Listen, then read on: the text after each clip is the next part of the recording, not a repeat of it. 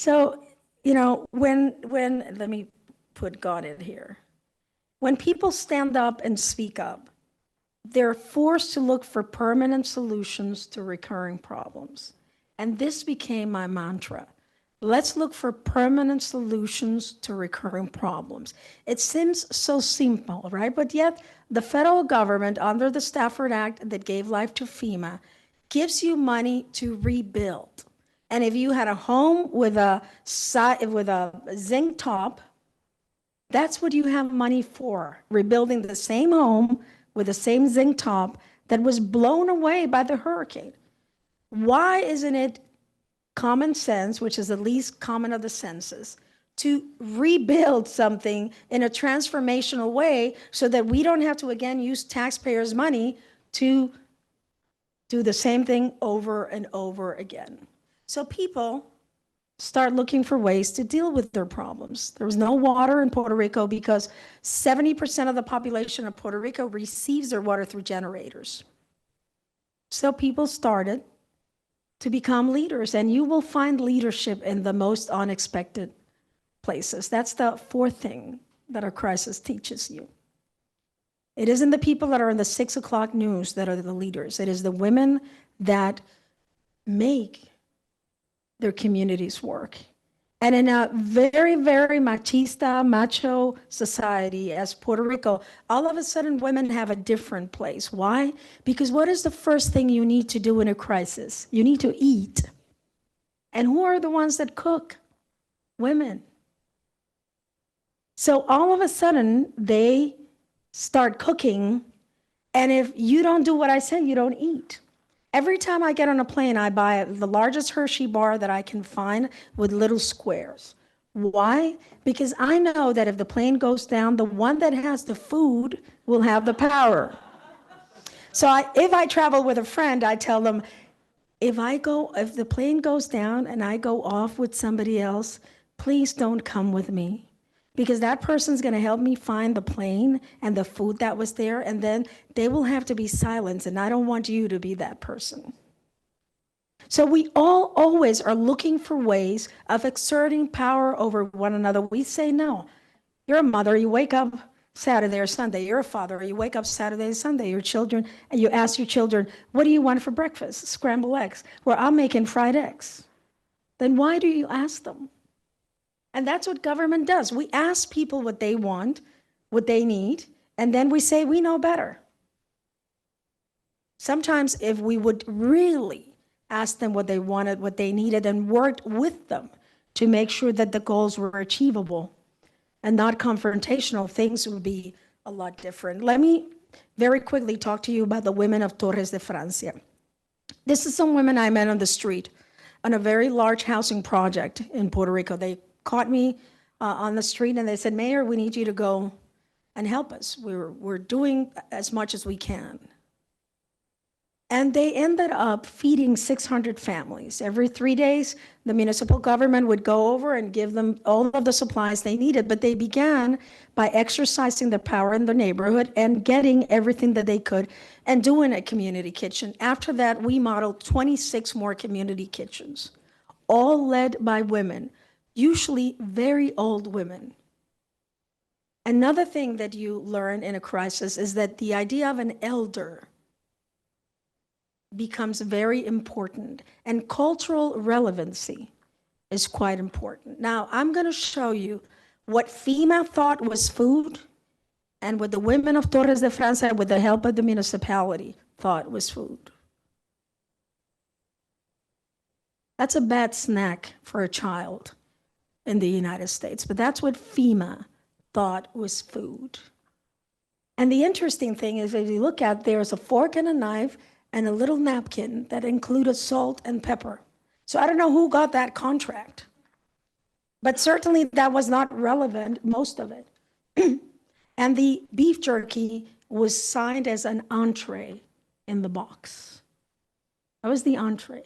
Now, with our help, the women of Torres de Francia were able to make rice with chicken and beans and breakfast and dinner 7 days a week. FEMA drops off an amount and that's it, goes away.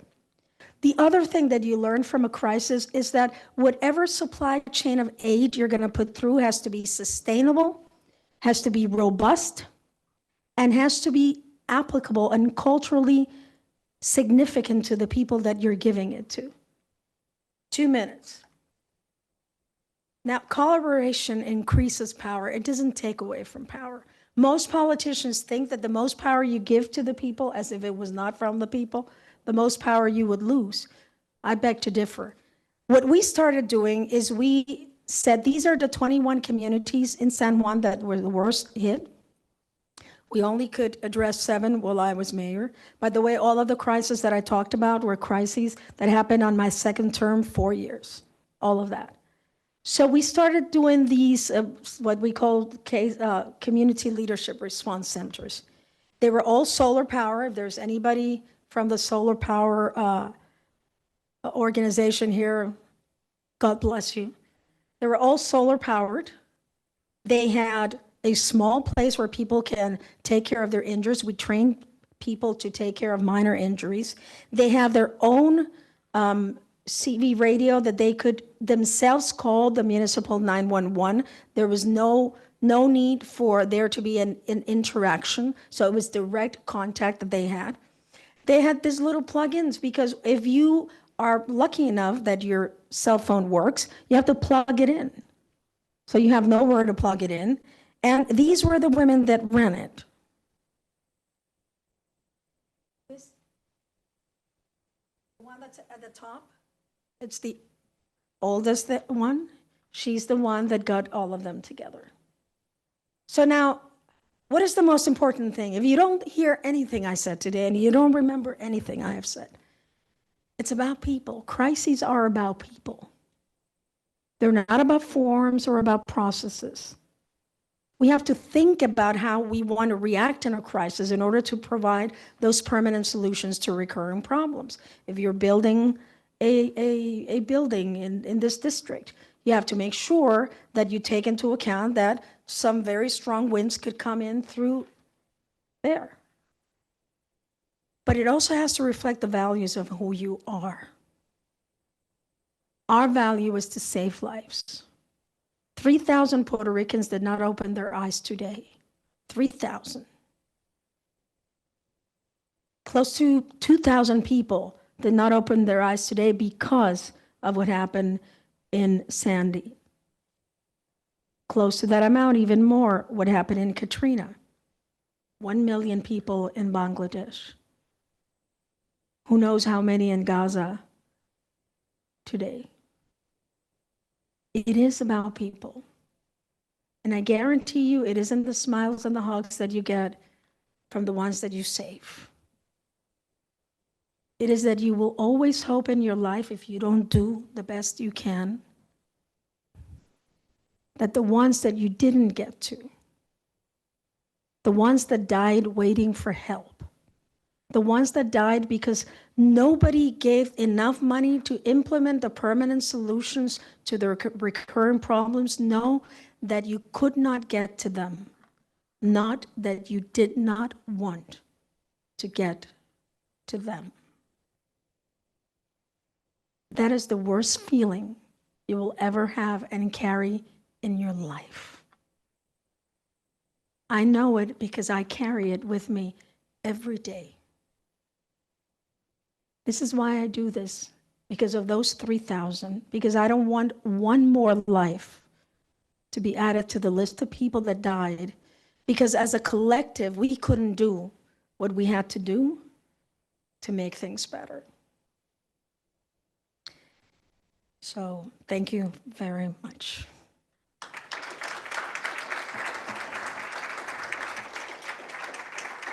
Do we want to take questions now or later? Okay.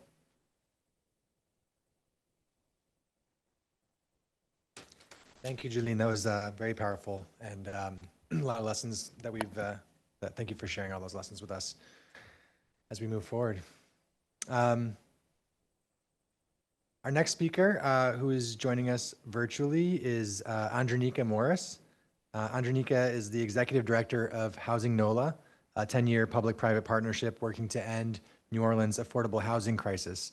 She rightly pointed out to me and the other steering committee members that housing is a human right, and she's been fighting to realize those rights for New Orleanians and Louisianans over her whole highly decorated career, as you'll see in her bio.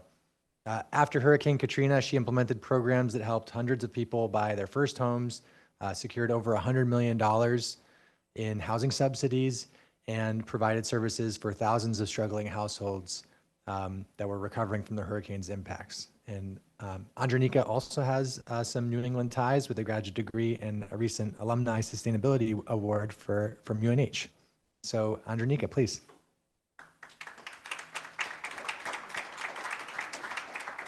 Good morning, everyone. Thank you for having me here. I'm pleased to be here, and thank you for this very thoughtful conversation that we're having this morning.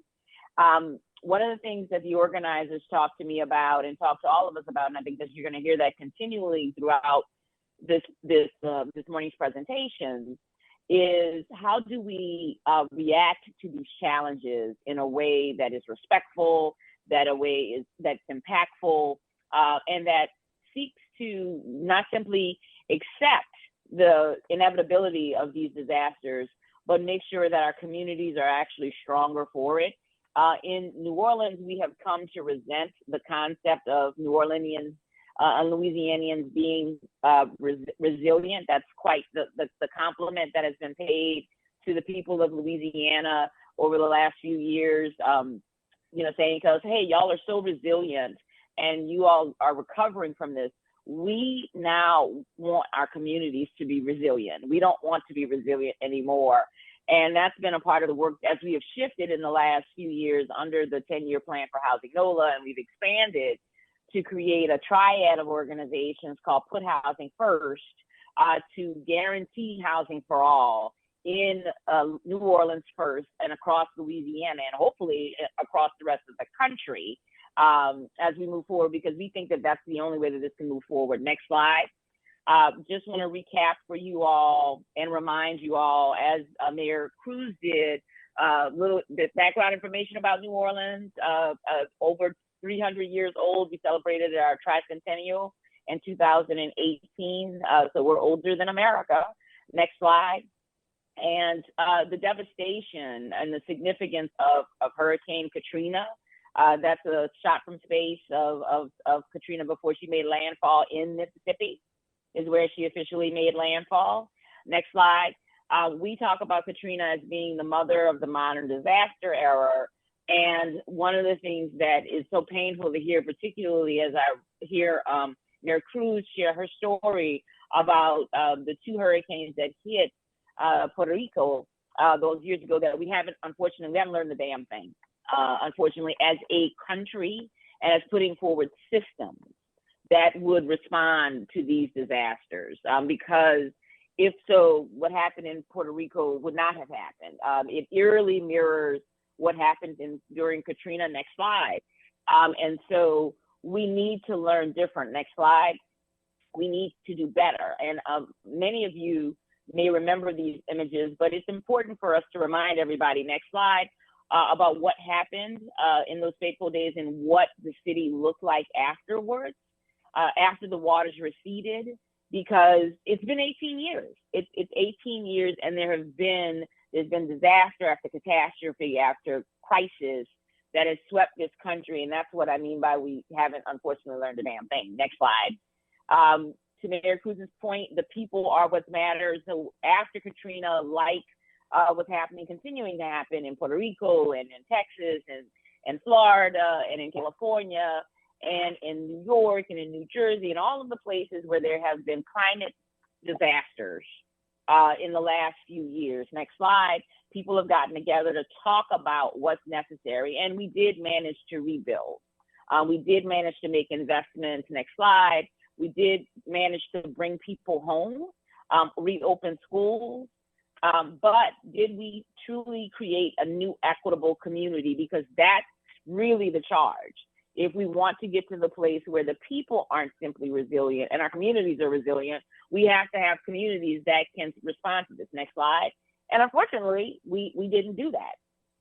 We built some really innovative and clever houses and opportunities. These are the now infamous Make It Right houses. For those of you who are not familiar with Brad Pitt's now defunct nonprofit that came to help the people of New Orleans building homes that were on the extreme cutting edge of climate change, of climate technology and building technology in New Orleans. Many of these homes have been lost by the families who purchased them. Some of them are not in good condition.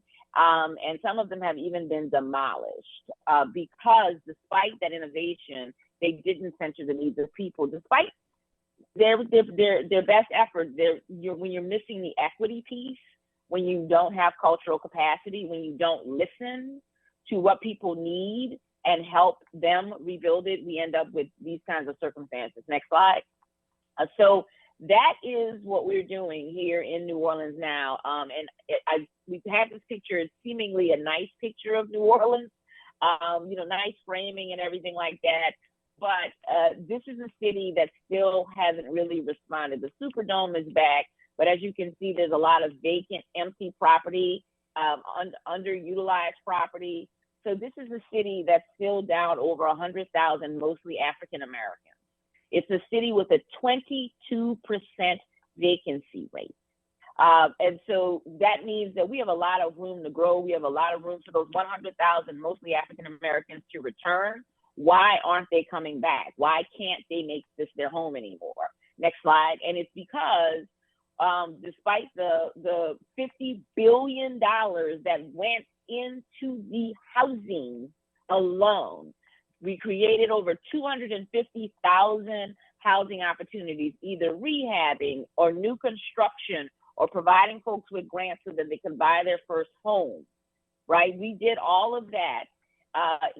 10 billion of that, anchored with $10 billion in government funding, but most of it being done with $40 billion in insurance proceeds, traditional financing, philanthropy, and the volunteers. Many people, many of you may have come to New Orleans in the last 18 years to help bring people home and to help rebuild, and we are incredibly grateful for that investment and support.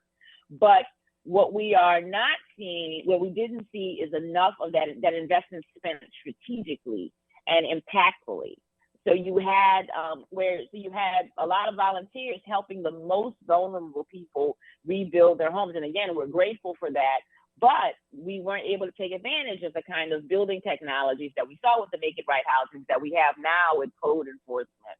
And so those homes, and also when you had people scraping together insurance proceeds that were dramatic, that were the insurance companies trying to underpay people, that meant that they had to cut corners. They had to value engineer. And so fast forward to a time that you have homes that are not standing the test of time. And also it's been almost, in many instances, it's been almost 2 decades since those homes came back. So the wear and tear, the normal wear and tear, there needs to be additional investment. And unfortunately, we have had subsequent events and storms and crises, and we have not been able to help those people reinvest. Next slide. And so that led us to getting ready for the opportunities afoot, right? Looking around and saying, New Orleans is no longer, New Orleanians cannot bear this anymore. We're not resilient. How do we guarantee housing for all? And it starts with us, for us, clearly naming that as a priority and not simply a moral obligation and calling it a right, but also talking about what is the policy strategy, what's the framework, and what's an investment strategy that can make that work, so that if we get $50 billion again, we don't waste it, which while we did a lot of really good work, I'm proud of the work that we did and the folks that we have helped, but we have to contend with the fact that you fast forward 18 years and the people of New Orleans are worse off than they were 18 years ago, before Katrina hit. We're in the midst of a massive insurance crisis that's rooted in the fact that despite the fact that we have been able to rebuild, we have not done anything to mitigate climate change. And most importantly, we have a housing stock that is substandard. So we have new building codes that will let homes withstand Category 3 winds, that will be incredibly energy efficient, that went into effect in July of this year. But most of the housing stock needs to be retrofitted and needs to be adapted. It meets those standards, or it won't, or they simply can't. And so we haven't made those investments. And so as a result of that, despite the fact that the insurance companies play a crucial role in that lack of adaptation, that lack of upgrades, right? So you have communities and individual property owners who have experienced crisis after crisis in the last 18 years. And we have seen things like changes made to the insurance market, like the named storm deductible. So for many people, if your home is hit by a named storm, you, instead of the deductible that you have chosen, that you have decided that you can afford to pay based on your premium, you are given a calculation that's typically about 10% of the value of your home. So if you have a $200,000 house, your named storm deductible is $20,000 that you will have to come out of pocket. In a place like Louisiana, $20,000 that you have to come out of your pocket means if you have roof damage, you're gonna fix your roof yourself, which is why we have so many people in Louisiana with the blue tarp phenomenon, where they have blue tarps on top of their homes instead of a functioning roof, because they don't have $20,000 liquid, they don't have $20,000 cash. Then you combine that with the challenges and changes that we have in our financing system. We only have a handful of banks in Louisiana that will lend you less than $35,000. So you can't pull it out of your home. Next slide. And so we're going to, how do we deal with this? What's the investment strategy that we talk about? So we've broken down the numbers in New Orleans. We're in the middle of doing this analysis for the entire state, but we wanted to start in New Orleans because there's so much vacancy and there's so much gap and there's so much opportunity there. And so we wanted to do the math and figure this out. And again, with some very clear strategies in mind, that we would eliminate cost burden. So housing cost burden, people no longer spending more than a third of their income on their total housing costs. That's rent and utilities. Closing the racial wealth gap. We have one of the most significant racial wealth gaps in the country. Ensure a more resilient housing stock and system, putting that resiliency on the community level. Combating displacement, bringing people home, stopping the disinvestment in our communities, which means we're losing our important culture. So you can see here on this slide that there's a severe misalignment of resources, right? The supply of homes does not line up with the income. And at every level, there's a misalignment, even at the higher end, even at the more than 100% median income. Those folks don't have enough housing stock available to them. So they're pushing down into the other categories. Next slide. And so, oops. Uh-oh, that one went sideways. I'm not sure what happened, Jessamine. Keep going. Keep going. Okay, that we can work with this. All right, that back up a little bit. See if you can get them to, that's fine. Let's do that. And so we'll make sure that you all get, sorry about that. Poor Jessamine just got my slides this morning. We were having problems, but I was having problems getting them to her. And so we weren't able to check everything. The first ones worked, but these didn't. We'll make sure you all get links to this so we can break it down, but this slide does a really good job of summarizing it. So the investment strategy would require to make everything, to truly make everything right, in New Orleans, another $34 billion.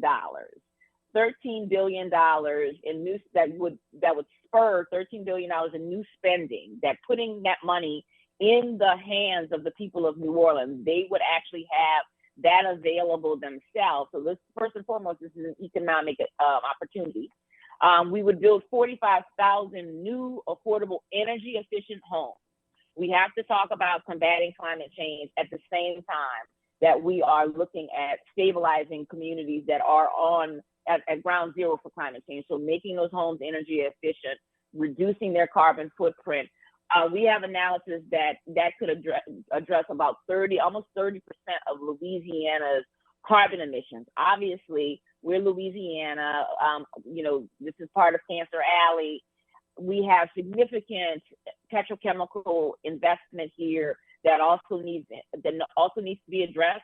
But we can prioritize the people of Louisiana first and foremost, while we're having the larger conversations around the petrochemical gas industry and the LNG industry. We can talk about the people first, and then the people can help fight and push back against the petrochemical industry. We want to create about 32,000 new homeowners, weatherize 68,000 homes and apartments, and preserving 13,000 homes and apartments, many of them which were built after Katrina, that we are at risk of losing their affordability status if we don't intervene.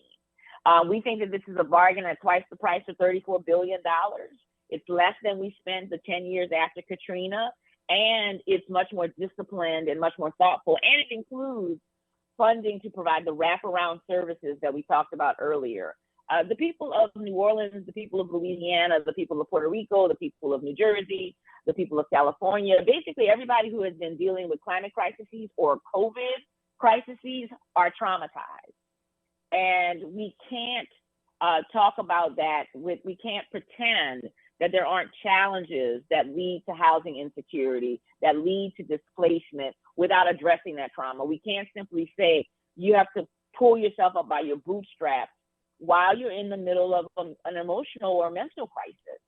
And it doesn't have to be as severe as the kind of crises that we see with far too many of our unhoused friends and neighbors and community members. It can be the kind of situation where you're going to lose your apartment because you're nervous and you're afraid and you don't know how to have a productive conversation with your property manager.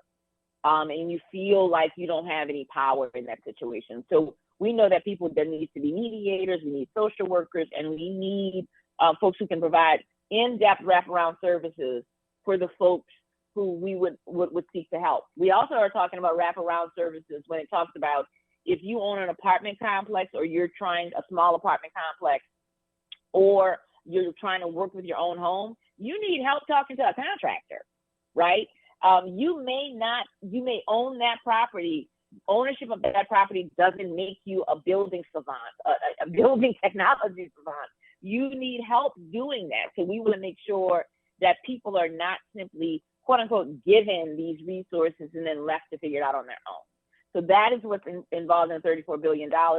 And we launched this analysis before the IRA was a thing, as we were talking about Build Back Better, because we knew that while we would not be looking to get $34 billion from the federal government, we could secure about 10% of that or 20% of that with a combination of programs that line this up. We knew that the Biden administration would be looking to make these kinds of investments, and so we wanted to get ready for that. We wanted to be able to lay out what our needs are. Next slide. And I think this is the last one. Yes. And it didn't work again. We're so sorry. I'm sorry about this. Just a bit.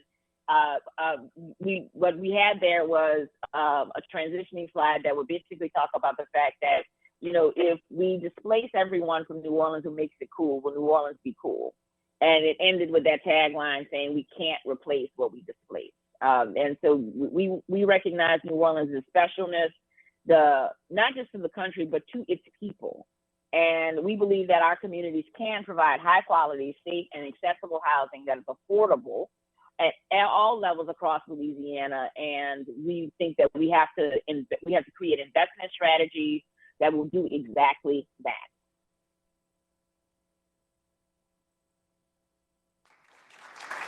And that's it. I'm sorry, I felt like I was rushing there at the end, but I did want to make sure that we have a tight schedule.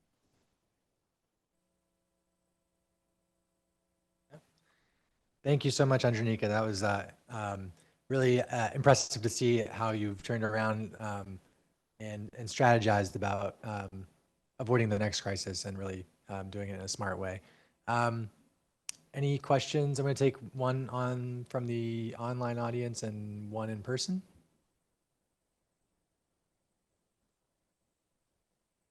Okay, anyone online?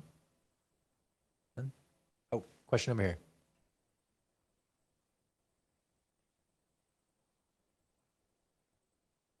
Thank you.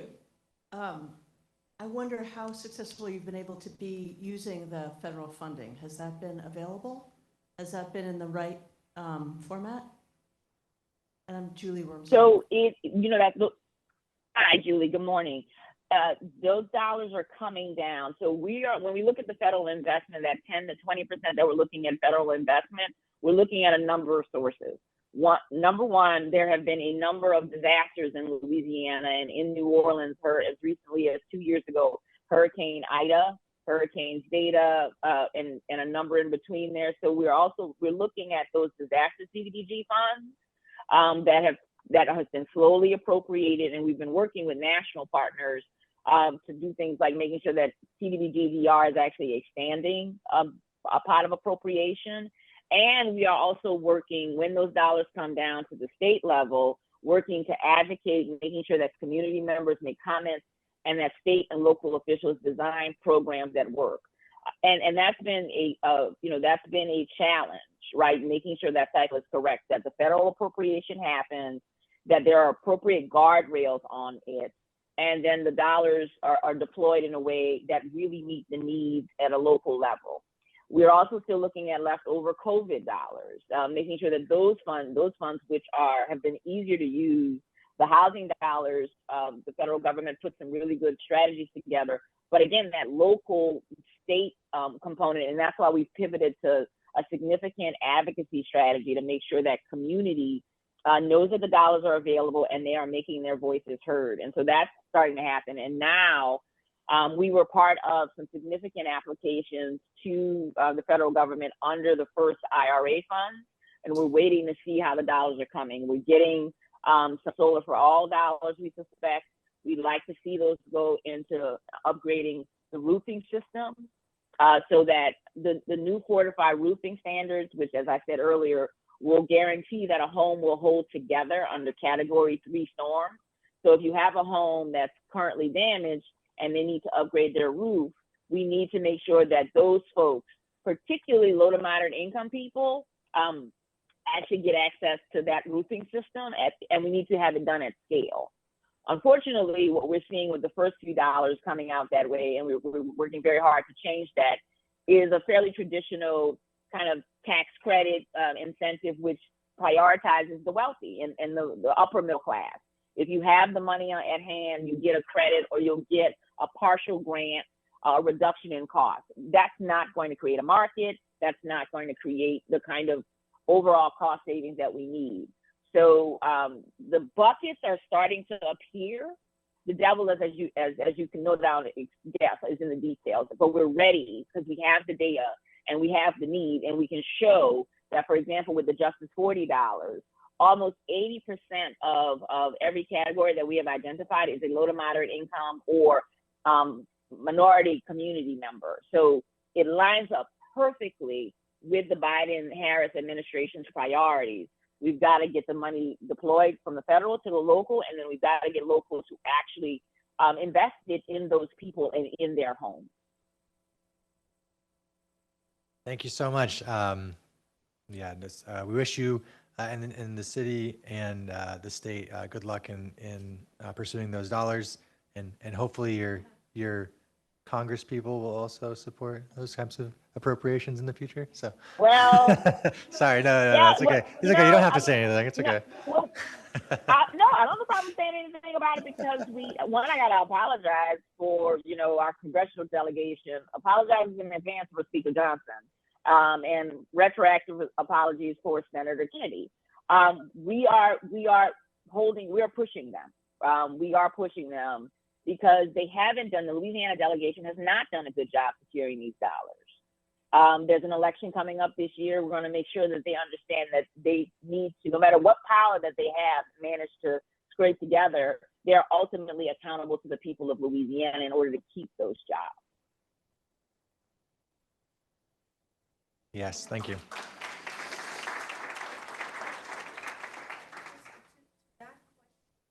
Sorry, from the mayor. Thank you. To that question, in the case of Puerto Rico, Congress appropriated money between 2017 and 2018. That money didn't start getting to Puerto Rico until 2021. And it didn't start to be distributed until late 2021, 2022.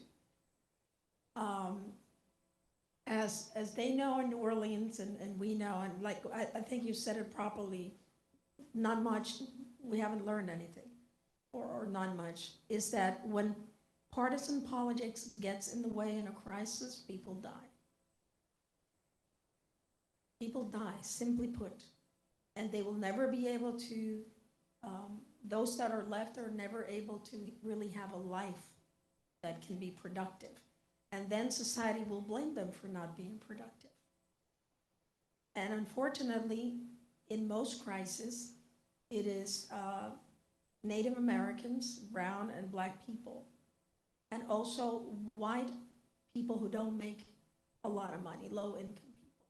Those are the ones that are more attacked in a way in this type of situations. But now here, go to the flip side. So the federal government took a long time.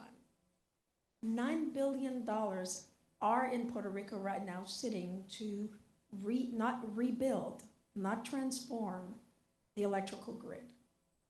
It's gonna take a privatizer, they say 8 years, to put back all of the lampposts and to make sure that those lampposts would stand at least a Category 3 hurricane.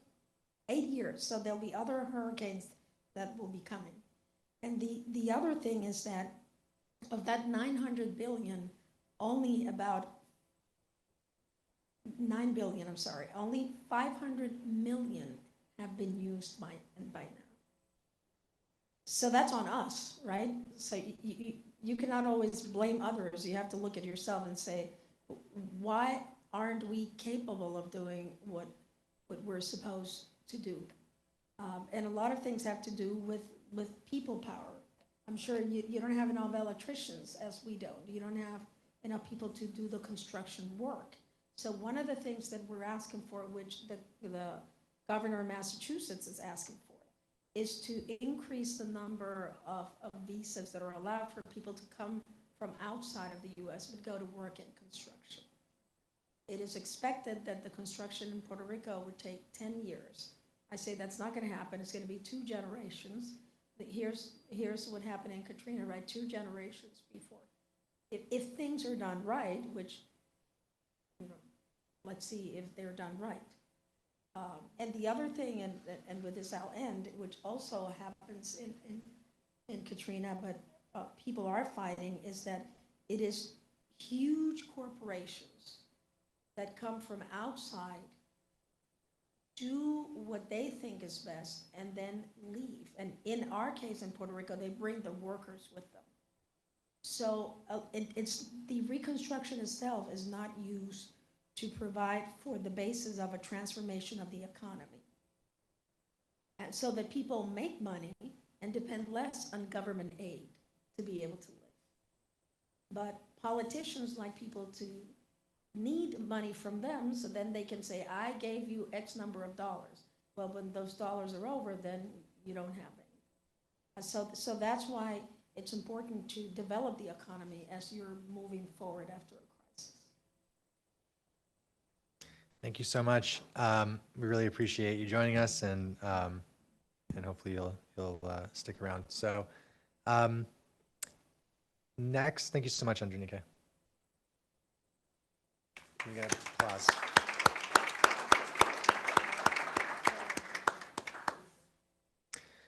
So next, also joining us virtually is Charlie Weimeister from Con Edison, which is one of the largest investor-owned energy companies in the United States, powering New York City and Westchester.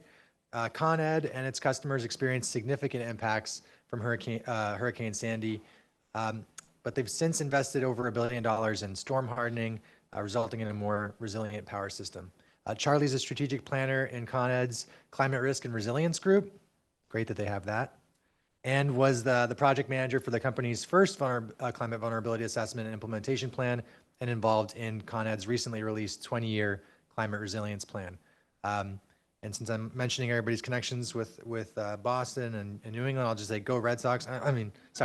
Go Charlie is what I meant to say. Go Charlie. The floor is yours. Thank you. I'm agnostic, and it's V Meister, by the way. Sorry. You can actually move forward.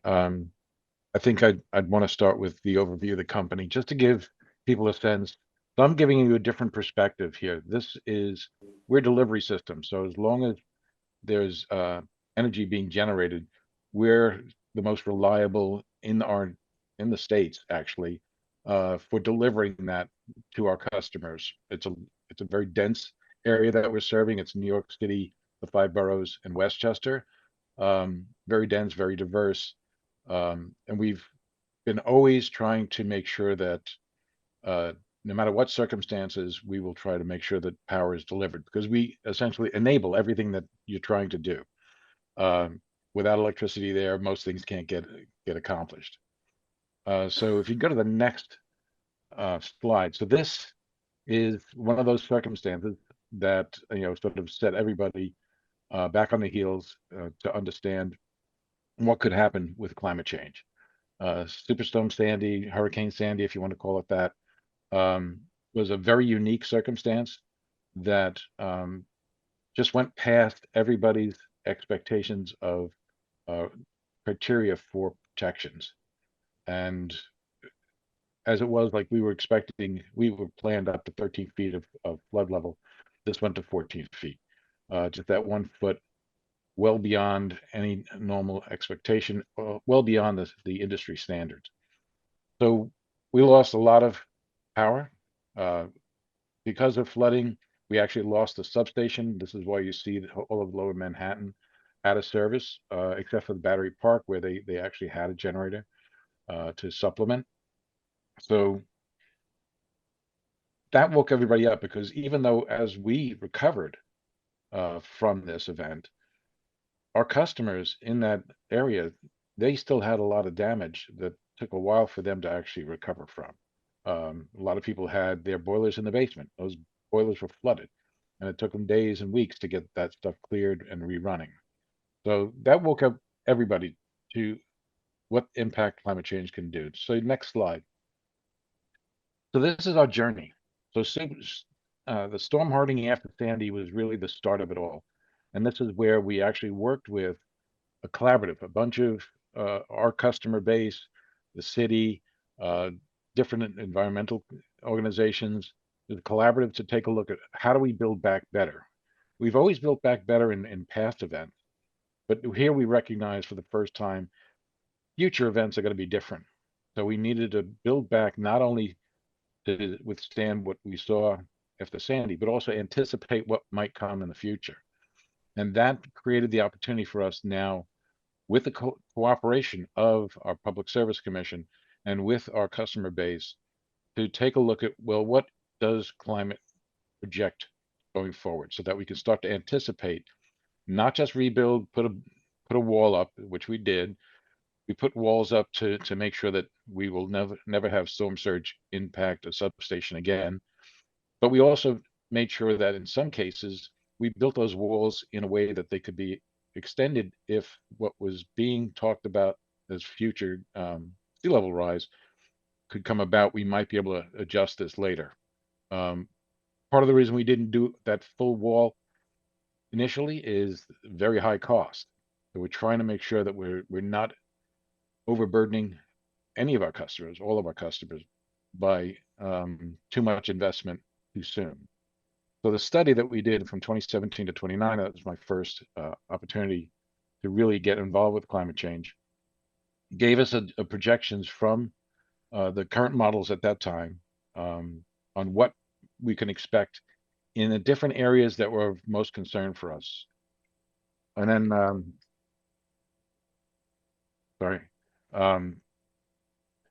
and then we put together, after getting that study done and understanding where the projections were going, we put together an implementation plan to start to implement changes in our designs, our standards. We have a guideline now. identifying to our engineers, this is what you can anticipate. So in the future, as you start to build out the system, you expand it for electric vehicles, you expand it for heating, you're just making maintenance changes to it as time goes on. Consider the fact that these are the operating conditions you will be working in. It will have to operate in, and make sure that you're planning for that. If you can cycle stuff through and create an opportunity to say, okay, I'll upgrade it at this point in time because I don't have to spend all that money today. I can wait, but I have to make sure that I spend it by this time. And I'll go through a chart on that actually. What happened after that is the state determined that that was something that all the electric utilities needed to do in New York State. And so they signed into law a requirement for us all to put together resilience plans that go out 20 years, along with a very focused 5-year impact on rates of work that you have to do in the near term.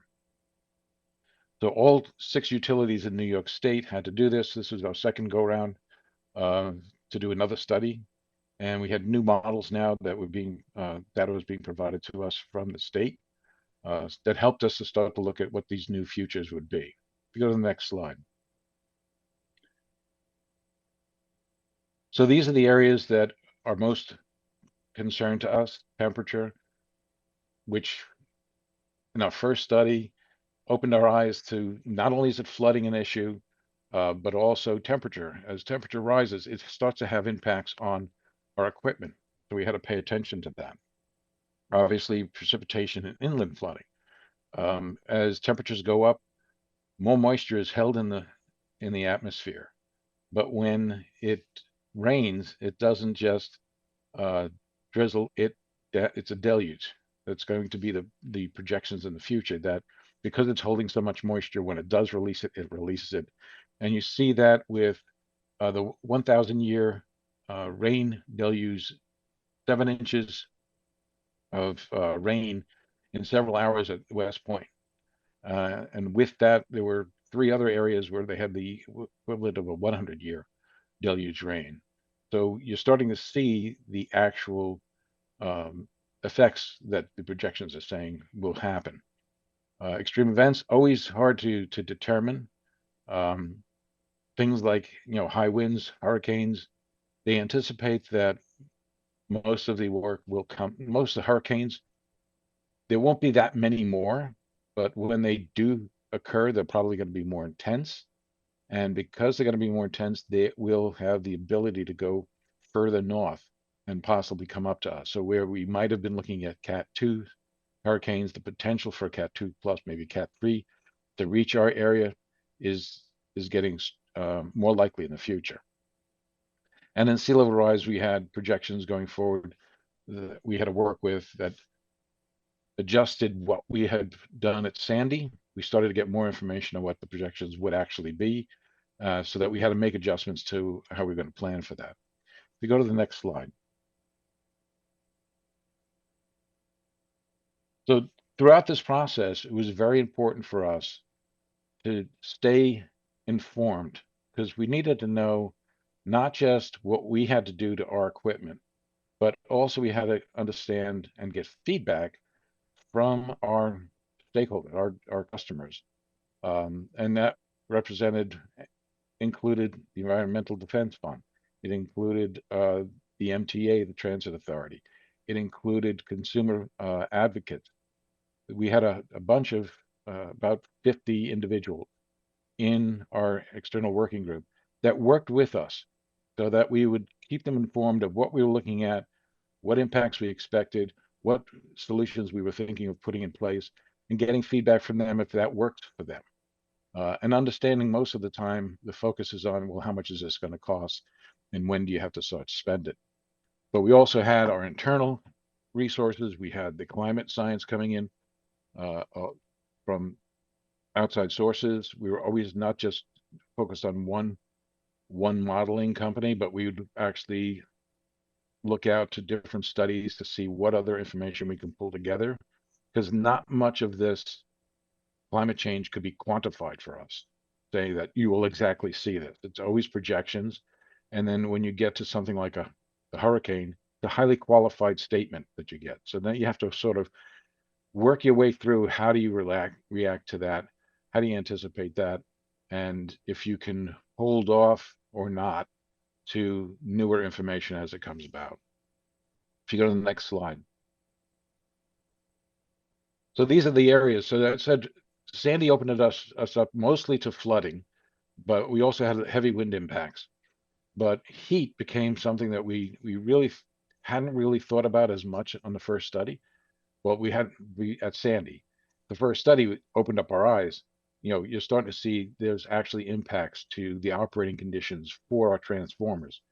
If the ambient temperature starts to go up higher, which is it will, if heat waves are higher temperatures or more longer, those are going to have impacts for us. So now we started looking at those things. Just to give you a sense of it, number of days over 95 degrees in the historically has been about 4 days mostly. By 2030, we're looking that you'll have about 17 days. And those 17 days in this new study actually was anticipated in 2040. So now it's moved forward so that we had to react to that and start rethinking some of our solutions to anticipate that now we're going to have hotter temperatures sooner. And with that hotter temperature comes all these other issues about deluge rain and that. So by 2050, we're projected to have about 32 days where the temperatures would be maximum temperatures would be over 95. That is a third of the summer. And how that formulates itself as to a day here, 3 days there, 5 days there, 32 days in July, you don't know. So you have to anticipate how would you act on that work. So this is what our engineers have been doing. We had, based on our prior study, we had started putting some of our plans together in our last rate case, which was just approved last year. And now we've put in with this new information, knowing that a lot of this stuff is coming in earlier than anticipated. We've just filed November 21st of this year, our 5, 10, and 20-year resilience plan, along with the other 5 utilities. So that is our expectation. We'll have to see what the Public Service Commission thinks about those investments that we think are necessary. If you go to the next slide. And this is how we're approaching it. So in the prior slide, it talks about there's about a little over $900 million over 5 years that we're looking to expend just to get as much as we can done in the first 5 years. But going out to 20 years, we're probably going to spend just under $6 billion, probably about $5.6 billion. That's over 20 years. But it's these things that we do on a day-to-day basis where we have to take a look at where we stand, what we've already implemented, and then we have to make sure that we have some plan going forward based on the risk threshold that we've identified in our guideline for our engineers. So if it's these 32 days of above 95 in 2050, what do you have to have in place to make sure that you can handle that much heat in your system over that long a period of time? And then if you aren't able to do everything by that time, physically it might be impossible. You have to make sure you have some sort of operational measure to put in place as well. So this is how our engineers are approaching it, and this is how we pull together identifying what items are resilience focused versus things like our new business is that just gets incorporated as new business. So you're making sure your criteria for your new designs include this, the new business is taken care of. But where we actually have to spend money to retrofit or renovate or upgrade, that's part of what we put into our resilience plan, is those things that are focused on climate and that have to be spent to adjust our infrastructure. If you go to the next slide. This is our focus. This is how we're approaching this. Safety is like one of our main objectives in all of the work that we do. So we're always thinking of that. We're always thinking of making sure that our customers are experiencing the best service possible. And so we want to make sure that whatever we can put in place to prevent outages, this is the main focus, is to prevent outages or to reduce the length of an outage for our customers to make sure that they aren't impacted for that long a period of time. If we can't come up with measures to prevent, or if it's limited to how much you can actually spend to get there, then we have to take a look at how do you mitigate the impacts of that? How do you make it so that, okay, a tree takes down a wire and takes customers out of service? How quickly can we restore that wire so that they can be back in service? So what we have is in these circumstances, we have breakaway switches so that it's easy reconnect. So all you have to do is clear the tree, bring the wire back, reconnect it, you're done. You can go on, so you can do it a lot quicker. So that's part of the mitigate, is putting in places that allow you to come back sooner, or let you redirect power into different parts of the organization and different parts of this infrastructure, so that you can replace the power that was lost through another means, like a loop system that allows you to come to a customer 2 different ways, reduces the number of customers that might be out of service. And then finally respond. If all else fails, how do you make sure that you respond as quickly as possible? So that's another focus area for us. One of the things that we just put into our resilience plan is a resilience center that we want to build. That center would house spare trucks available for anybody that needs to work on a system. So we have a system in place with the utilities mutual aid, where we can call on another utility and say, we need a couple of crews to come and help us on this event. They've agreed to supply us those. We obviously pay for it. Likewise, we offered to them. We had actually, for Puerto Rico, we had sent a lot of people down to Puerto Rico to help with the reconstructions, and even at Louisiana. So we go out wherever possible. We are allowing, so that understanding that climate change has a larger impact, so we might have a broader impact to our region. So it might not just be us, but it might be our neighboring utilities that are also facing the same problem. So rather than having trucks drive from, say, Illinois all the way over to us, it's several days of them driving before they actually get here and can help us. We can now fly them in. We have trucks that they can just get into. We onboard them, get them familiar with what's going on and what they have to do, and they're out and running. So we've eliminated 2 days of dead time for repairs. Things like that is what we're trying to do to make sure that we can bring customers back to service as quickly as possible. These take investments. These are things that we have to try and determine where it is most prudent to make those expenditures. And that's part of what we put together in this resilience plan. If you go to the next page. So if you want more details of what I've just tried to summarize, in our climate change resilience plan on our website, you can actually see the entire resilience plan. You can see the study that's associated with it. You can also see our prior work in 2019 and 2020, the work that we did in our first phase. And then you can see now this new filing. And we'll know by next year when the Public Service Commission will have gone through their process of approving, modifying, or even denying some of the stuff that we have into the resilience plan.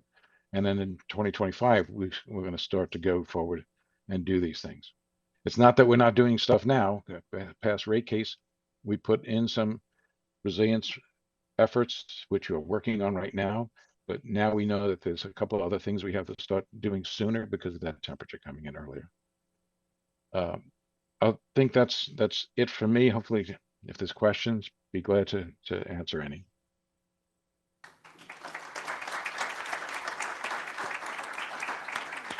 Thank you, Charlie. We have time for a couple questions. Yeah, Deanna. Oh, sorry.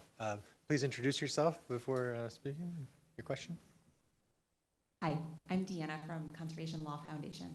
I have 2 kind of related questions. One is, do you happen to know, even kind of roughly, what the cost comparison is year over year for what you're requesting for resilience investments versus what you're spending now to recover in the aftermath of extreme weather and storms?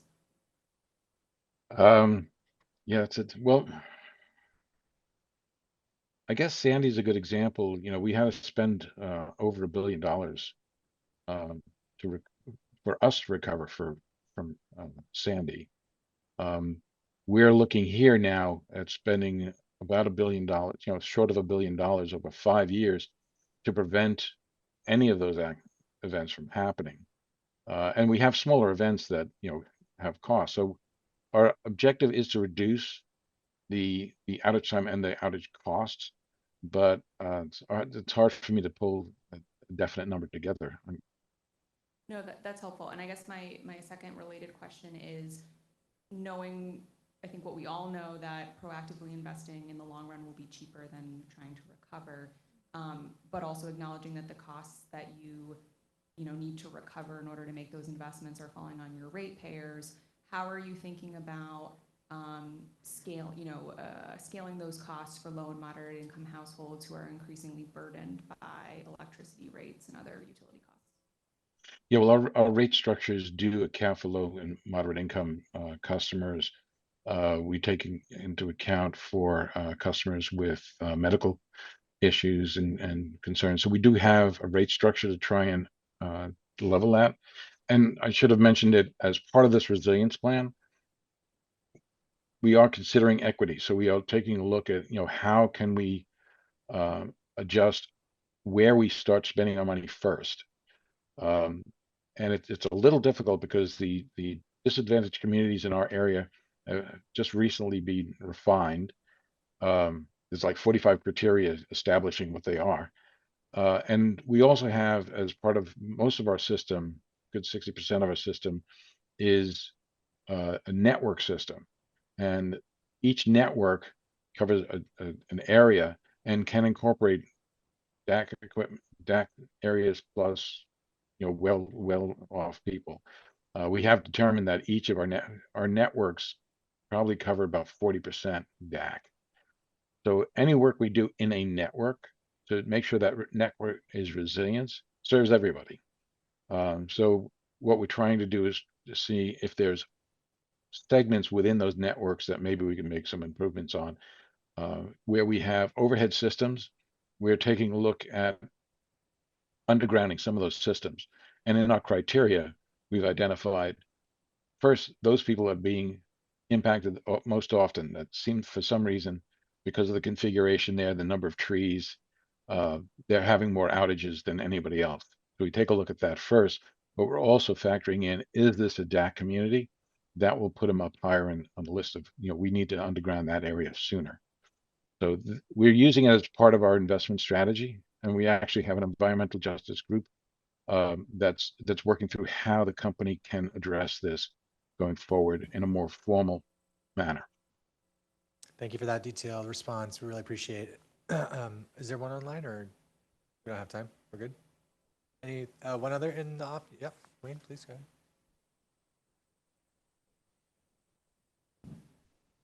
Wayne Cobley, GZA. Could you comment on are the projections for the climate resiliency making the economics for microgrids, solar, and battery energy storage more favorable in, say, like the critical lifeline facilities? So for us, we're a delivery system, right? So source of power is, we don't care where the source is. It's knowing where that source is and making sure that we can get it reliably to our customers and resiliently. Microgrids, it's kind of hard for us because the way we're configured, I think with the network systems, it's a little harder for us to see where a microgrid would make beneficial. However, we have a program, it's called a critical facilities program. That one takes a look at the critical aspects within our infrastructure and making sure that if you have, say, a resilience hub, the city is looking to build about 10 resilience hubs, areas where people can can find cooling, can find warming, can find power. So that pulls them together during an outage. If they identify those, we will make sure that this service to them is maintained throughout any event or restored as quickly as possible, knowing that this is a critical facility for that area. So that's our focus right now. Microgrids is I can't really speak to it that much because it doesn't seem to fit in the approaches that we're looking at. Con Ed is the macro grid, right? So. Yeah, that's the Um, conundrum. All right. Well, thank you so much, Charlie. We really appreciate it. And I think for those online and in person, we're going to take a break and be back at 10:50. All right. Well, thank you again, Charlie. Thank you. So we're going to get started. If folks wouldn't mind hopefully continuing our conversations after this next portion of the program. Thank you so much. So our next speaker is Chris Osgood from the city of Boston, hometown. He's currently Mayor Wu's senior advisor for infrastructure.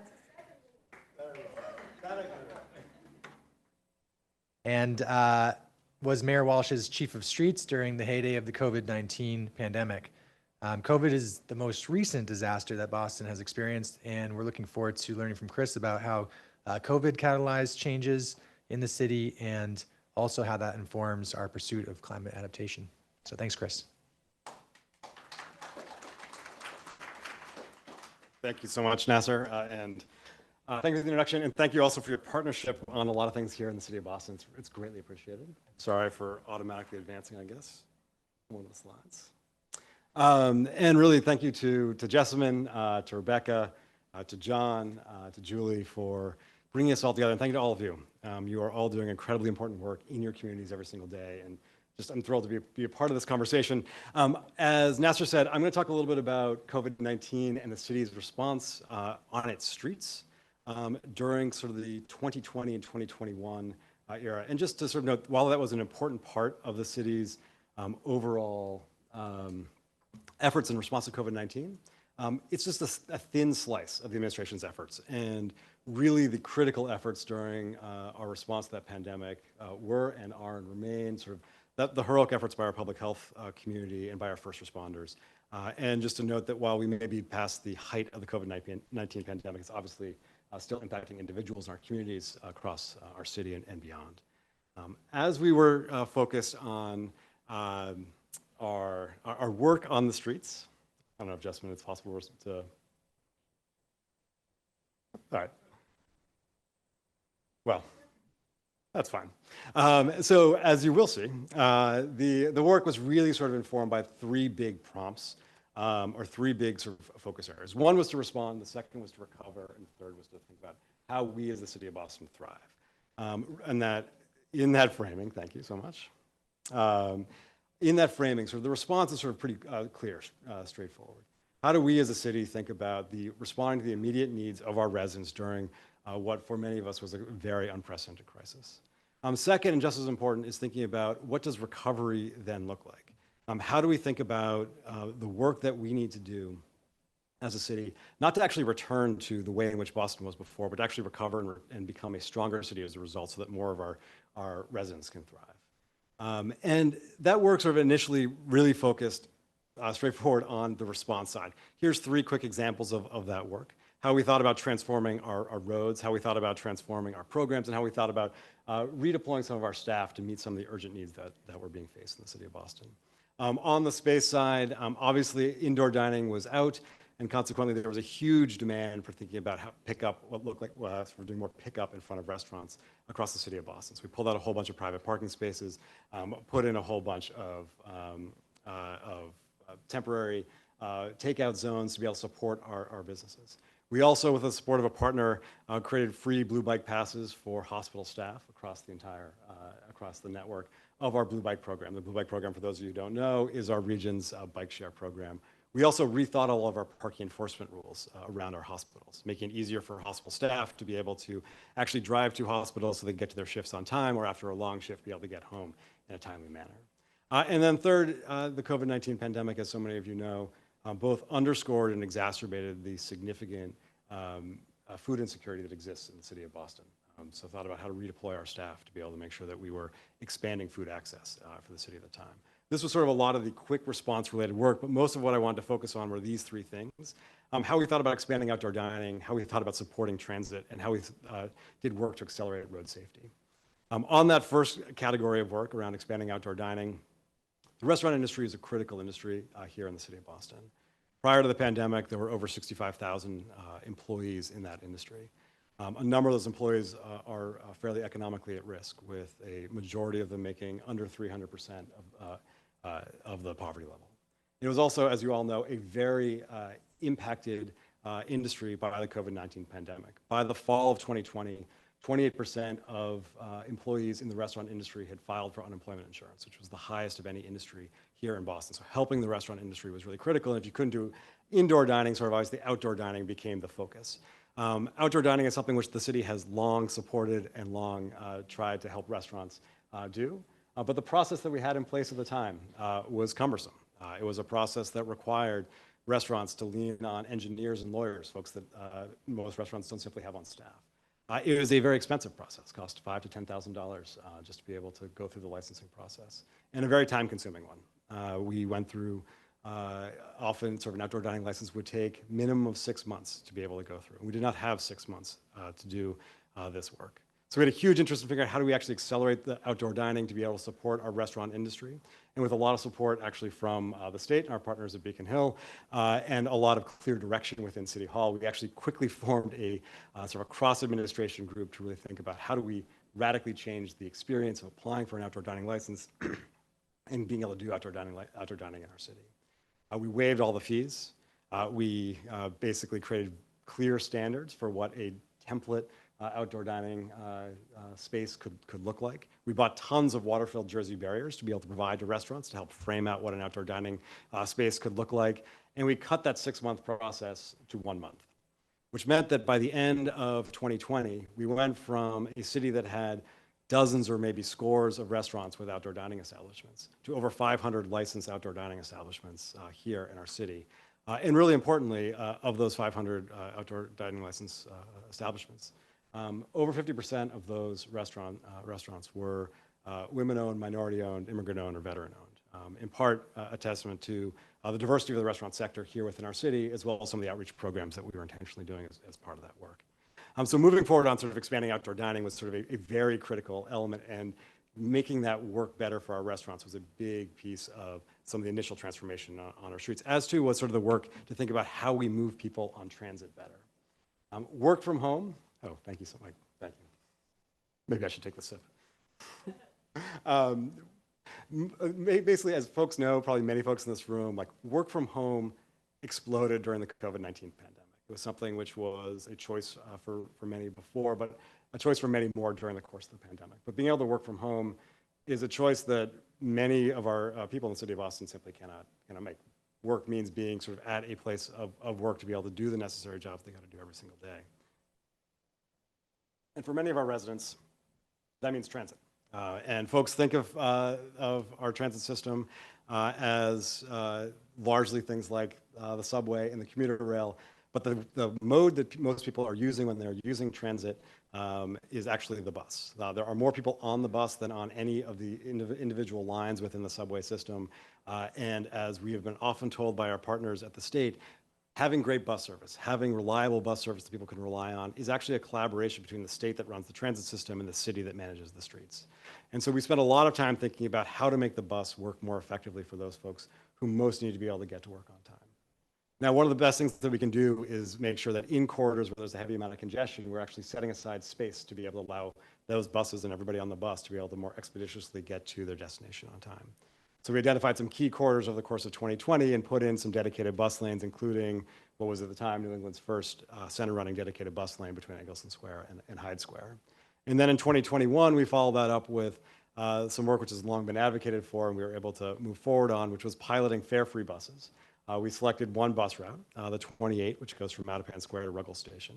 It was one of the highest ridership routes in the entire system. 2/3 of the folks who are on the 28 bus are classified as low income. It's a route that serves some of our most vibrant small business districts, local business districts, and some of our densest communities of color. And we were able to run a pilot on offering free bus service on the 28 during the course of 2021 as part of our response to the COVID-19 pandemic. And what we saw was that in a system that overall had ridership numbers far below what it was pre-pandemic, the 28 actually reached pre-pandemic ridership numbers fairly quickly in that process, and importantly was able to put money back into the pockets of a number of residents in our city. The third thing that we were very focused on was around accelerating road safety. The work here is probably the most important for anybody who is focused on transportation.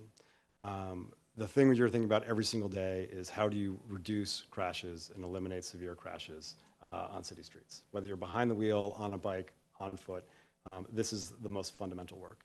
And the way in which you typically do this work, the way in which you typically sort of accelerate road safety or improve road safety is by expanding enforcement, increasing education, or doing engineering work. And it's that third category, engineering work, which is often the most enduring, the most impactful work. It is also the most time consuming, and this is a moment when we didn't have a lot of time. We didn't have a sort of a big opportunity to be able to take the time to do extensive planning, engineering, construction, to be able to see a project through. Many of our road safety projects literally would take years to do, and we were at a moment where we felt that we had months to operate. What we had seen was fewer cars on the road. Fewer cars on the road often means a higher degree of speed. Higher degree of speed mean an increased likelihood and severity of crashes on our streets.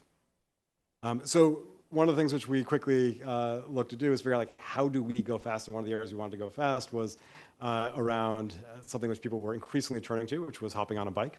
And we knew that there were some key corridors in the city of Boston where we wanted to be able to accelerate our bike infrastructure, but we couldn't wait for granite and concrete to be the way in which we did that. So as you sort of see in the image in the upper right, we looked at things like traffic cones as a way of sort of initially demarcating sort of routes that were then followed up with harder install things like flex posts and paint to follow.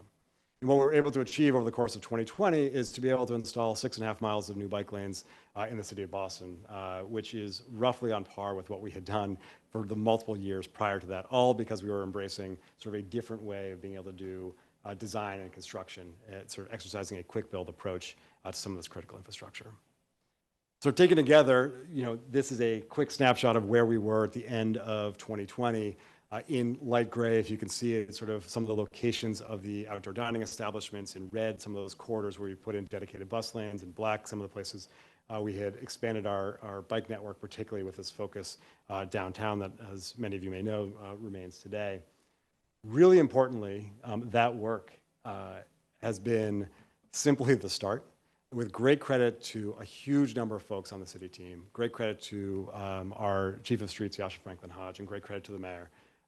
We've built on and taken even further a lot of that work. Today, we have twice as many outdoor dining establishments that are permitted as we had prior to the pandemic, sort of in a permanent way. That single fare-free bus pilot that was run on the 28 has been expanded to 2 more routes.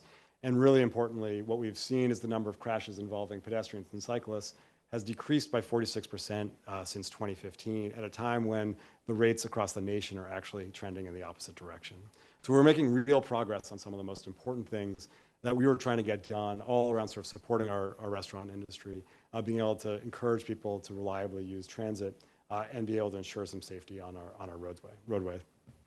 Reflect though on what it was that made that work. And to think about the lessons learned that then can be applied to some of the crises we are now facing.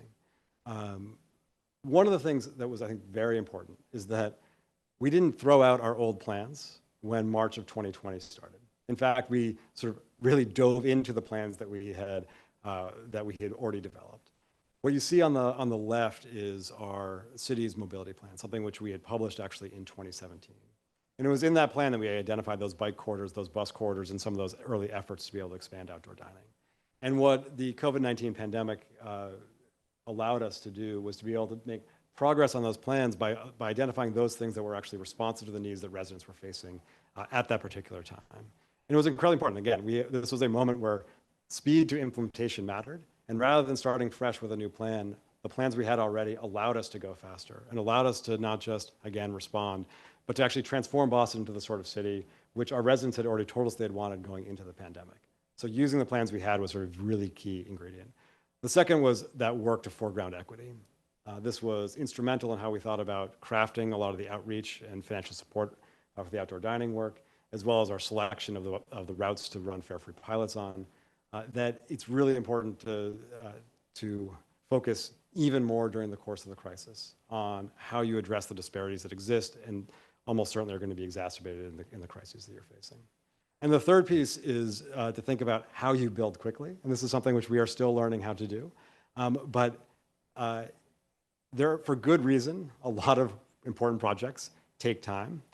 But you need to go faster to address the crises that we're facing. And I think that what we saw in this process is that a couple of things really changed the way in which the speed with which we've worked, a speed which we've been able to sustain going forward in many, many places. One is just set the expectation that you can go faster. 6 months is too long for an outdoor dining license. You can go faster. It can be far shorter than that. Second is to empower and encourage your staff to actually collaborate to deliver on that. To identify those things that allow them to be able to reduce a process without reducing the intent of that process. And the third is really to figure out, are there new literal techniques? Water-filled jersey barriers for outdoor dining. Cones and barrels to be able to sort of establish an initial bike network. Things that actually help you be able to move at a pace that gets you towards the end goal that you want. So there's a lot of work there to be able to figure out how you sustain that muscle. I think about this a lot as I think about the work which is in front of us. And this is where I'll end, which is, as Nasser said, COVID-19 was simply one crisis that we're facing. But as we all know, and we've all been discussing, there are huge climate crises that are here today and that are going to face us in more challenging ways in the future going forward. We are looking at 9 inches of sea level rise in the city of Boston by 2030, 21 by 2050, and 40 inches by 2070. That has huge implications for a city, 1/6 of which is basically built on fill. We are very focused on how we can think about reimagining with all of you the 47 miles of the city of Boston's coastline to both respond to that crisis, but also strengthen the city that we have. And part of that is about, again, using the plans we have already. How do we think about the transformation of our coastline, not just to protect against the sea level rise that we're facing, but actually invite more people to the harbor? How do we think about using it as an opportunity to connect more people in a linear way or activate even greater inner harbor or regional ferry transportation? How do we think about foregrounding equity? How do we think about where we build first to make sure that we are protecting communities that are most vulnerable against the climate change crises that we're facing? And how do we build a little bit more of that ability to go quickly in a place that actually demands that urgency, but where our traditional processes of transformation perhaps don't match yet the speed that we need to go? And it's that last piece that I think that there's still a lot of work that at least I need to focus on, which is one of the reasons why I'm actually delighted to be here, less so that you can hear from me, so I can hear from you and be part of this network of colleagues to think about how we take on critical challenges in a way together and learn from each other on the challenges ahead. So thanks so much for letting me share a little bit of the work from that we did on the streets, and look forward to any questions that you might have.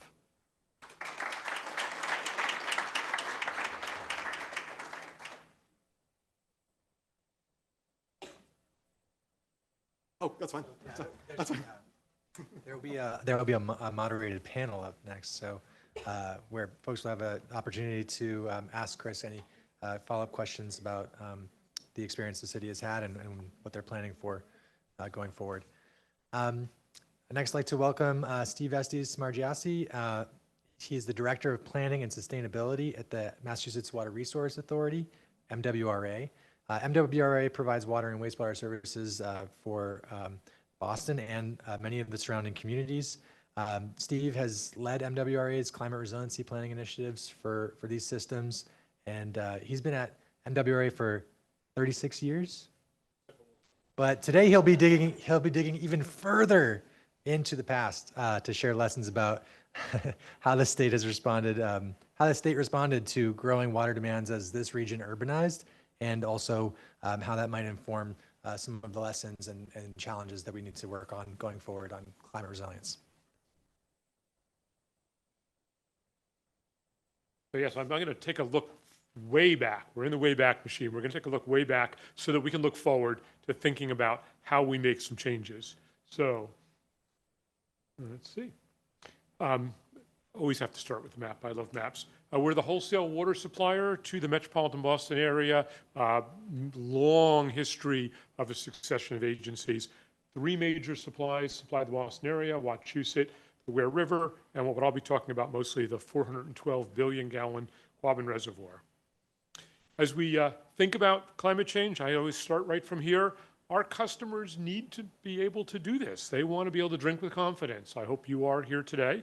They will need to be able to flush with pride, and they don't want to think about it too much. They really don't. They just want it to work. So as we think about climate change, we really need to be concerned about how really our core interest, which is adequate supply, is affected. So what are we going to see? We know that we're going to see more precipitation, but more importantly, we're going to see wetter wets, those dramatic storms, and we're going to see longer droughts, longer drier dries. So get ready for bigger storms and longer droughts. So how did we get from there, from that to where we are now? We have this Quabbin Reservoir. How did we get here? You can look at the slopes on those lines, and it gives you a sense of an impending crisis if you're a water supply engineer. Population and employment in the metropolitan area rising from the early 1800s onward. Demand kept on growing in the Boston area. More people, more jobs, more demand per person. It's amazing what the introduction of a flush toilet will do to water demand. I think earlier our Con Ed folks talk about change the heat. Well, that is going to change electric demand. Flush toilets or something else may change water demand. So what did we do? From that time period, we built a series of reservoirs. 175 years ago, last month, we built the Cochituate Reservoir out in Natick. There was a huge party here in Boston. 100,000 people showed up at Boston Common to celebrate that reservoir. Water was a big deal. Clean, plentiful water. But a few years later, we needed to build the Sudbury Reservoir out in Southborough, Marlborough area. And then a few years later than that, 1895, we had to build the Wachusett Reservoir. Demand kept on increasing. I think of it as a slow-moving crisis. We needed to try and keep up. But even with all of that, demand kept on increasing. The slope of those lines gets a little steeper as time goes on. And more importantly, or from a sort of a, how do we get to this idea of a crisis? Big drought in the late 20s, early 30s. Wachusett Reservoir looks like that and worse. We're running out of water. When we think about crises, an important way to think about them is, particularly for climate change, it is a slow-moving disaster, but it's going to be punctuated by instances where we get to glimpse of the problem. We need to figure out how to capitalize on those glimpses. And I can tell you, I don't know, so I'm looking for gray hair. For those who grew up in the 1960s, we had a huge drought here in New England, in the whole eastern seaboard. Lots of water utilities thought about water supply, and then it started raining in 1967, and they shelved all those plans. Whether it was demand reduction or supply enhancement, it rained. We didn't need to do it. Other priorities came up. We need to think about those punctuated crises as an opportunity. So the need's obvious, or at least it seems so. And this was the time of thinking big. One of my, for those of us who grew up as planners, one of our favorite quotes, either a signal for positive or negative thinking, make no little plans. They are not going to inspire people. They're not going to happen. So we had plans for a major new reservoir out in the Swift River Valley, central Massachusetts, the largest single-purpose reservoir in the United States at its time, and for many decades later, 412 billion gallons. Was this a new idea? Well, it really wasn't. The Quabbin had been considered starting back in the before the 1890s as we were planning on other reservoirs, but being prepared, having that vision, Chris mentioned this, did we give up on our plans? No, we had those plans. We figured out, now let's get moving on it. So it was easier to do the project when you needed to because you already had that plan. The over-withdrawn Wachusett Reservoir, you saw that picture, increased demand, actually presented a crisis. We built the Quabbin Reservoir, but in fact, we built the tunnel from Wachusett to Quabbin first, and the first half of it went into service years before Quabbin was finished. Emergency, get something going, make it happen. It was a good investment. Can I make that happen? It's a good investment. We built dams, we built tunnels, we built giant pipes. You have to look carefully at these pictures to see the people. They're pretty big pipes. And then we built the reservoir. Good investment. Just as those earlier sources had allowed economic growth, Quabbin was the cornerstone for the metropolitan area, really for the growing metropolis that was the Boston area, as well as other portions of the state, at least for a few decades. It created a resilient water system capable of withstanding year-long droughts, multi-year-long droughts, while still meeting our needs. So, as long as we keep demand below that safe yield, 300 million gallons per day, the reservoir system will continue to serve us well, even in the face of a changing climate. Relying not on snowmelt, as some of my peers out on the West Coast do, but on storage, it will allow us to capture those wetter wets and coast through the drier dries that are coming. So what can we draw from its legacy? What lessons on what went well and what we didn't do so well? One of my favorite pictures, free Enfields. Building the reservoir required the dissolving of 4 towns. I always like to say the names: Dana, Enfield, Prescott, and Greenwich. Important to remember stuff because people sacrificed. 2,500 people were displaced. Homes and barns and businesses moved or burnt, just ashes. Every tree, every stump removed, burnt, and every grave dug up. This is what it looked like out there. Pretty sad, really. This is what it looked like partway through. You can imagine people whose lives were disrupted. Could we do it again? Well, it certainly would be a lot harder, if possible at all. Since then, a couple of major things have happened. We have the entire environmental movement, all good stuff, makes us think hard about the impacts of projects, big or small. It's harder to simply say something is needed and get rolling, and it's harder to push past opposition. So a second observation would be for certain types of public policy decisions, we need to be able to think long term. We need to stretch those horizons and not be afraid to consider significant regional investments. Quabbin's coming up on a century since it was first started. It's going to serve us for another century. Incrementalism does have its place. Many problems were solved with that. Some of the stuff we have done here in Boston fits into that, but some problems require taking that long view, take the big view. So when we do think, third, about this long and big, we need to think about who benefits and who doesn't. We need to find ways to balance the books better. Who decides what's in the region's interest? Only those who get to benefit from the projects, or do we include everyone who's going to bear the impacts? For folks in the Swift River Valley displaced by Quabbin, the answer was pretty clear. Bigwigs in Boston made the decisions, and they took the brunt. They moved on. An article I read recently about the Quabbin's creation reflected on the displacement of those 2,500 people and talked about it as perhaps an early example of managed retreat. It's a new thought for me. I'm still grappling with the image. But if we do think about retreat, we probably will need to do in parts of the state, parts of the world. We need to do it better than my predecessors did at Quabbin. How can we humanely consider such a move, such a retreat? We need to do better than building a new cemetery for all those graves that we moved for the retreaters. We need new jobs for them, new lives, new homes.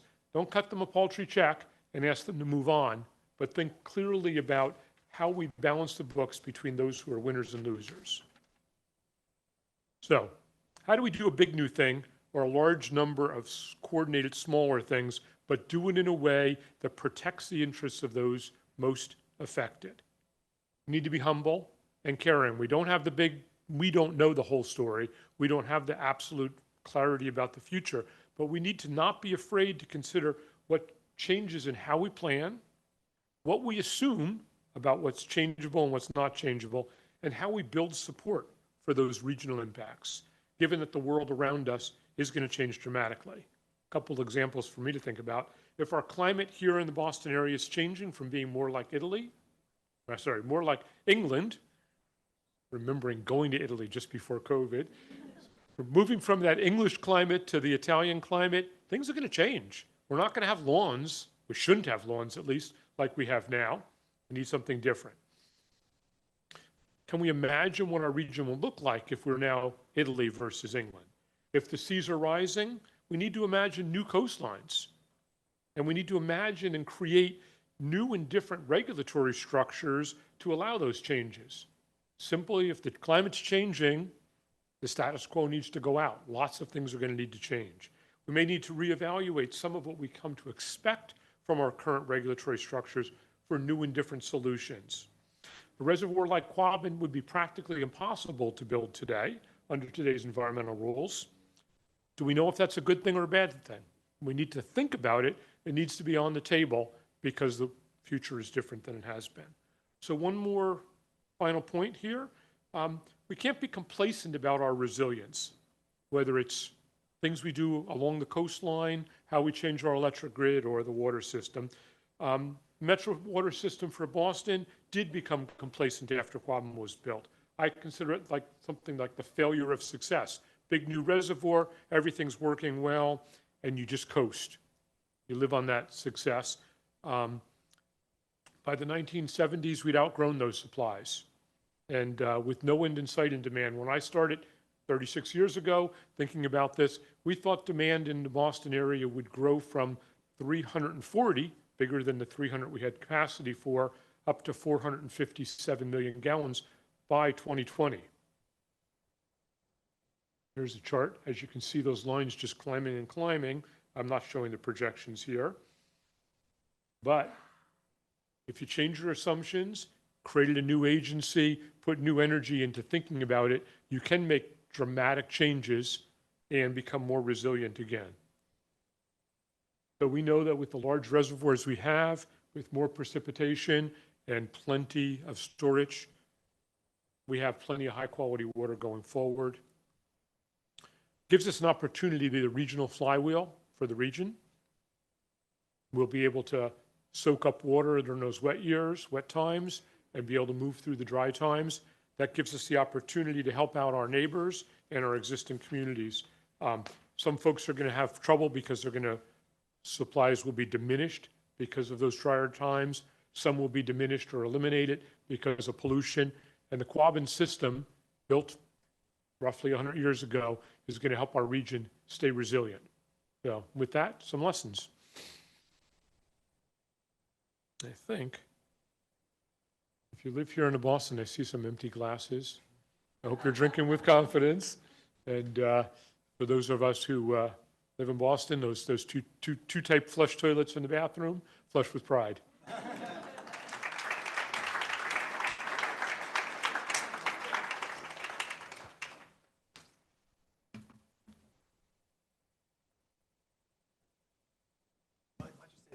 We have time for A couple questions and then the panel. Sure. Any questions in the room? Always have like a sigh of relief when our water supply. Climate resilient. I'm like, oh, that's one thing we don't have to worry as much about. And I think maybe that's one of the hazards you mentioned. It's not just climate resilient, it's well protected and safe from a water quality perspective. So that's when I think drink with confidence. It's not just that when you turn on the tap, it comes out, but that what comes out is of high quality, that you can be comfortable drinking it. So none of those slides in this presentation.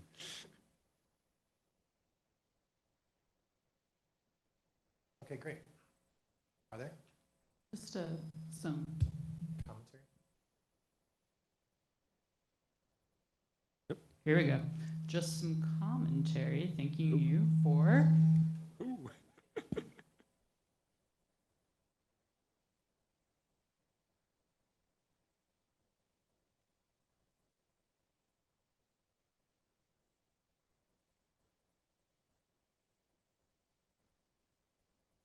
Just commentary. Thanking you for the presentation.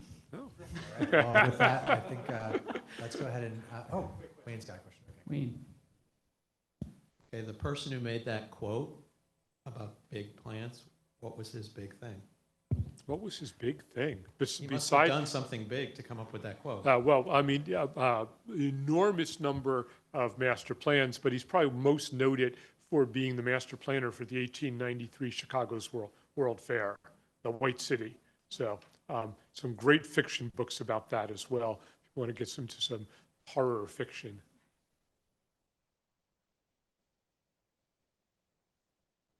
Great. Thank you so much, Steve. I think, John, is it time for, yeah? John's going to lead this next session, panel. And at that time, we'll have opportunity for more Q&A.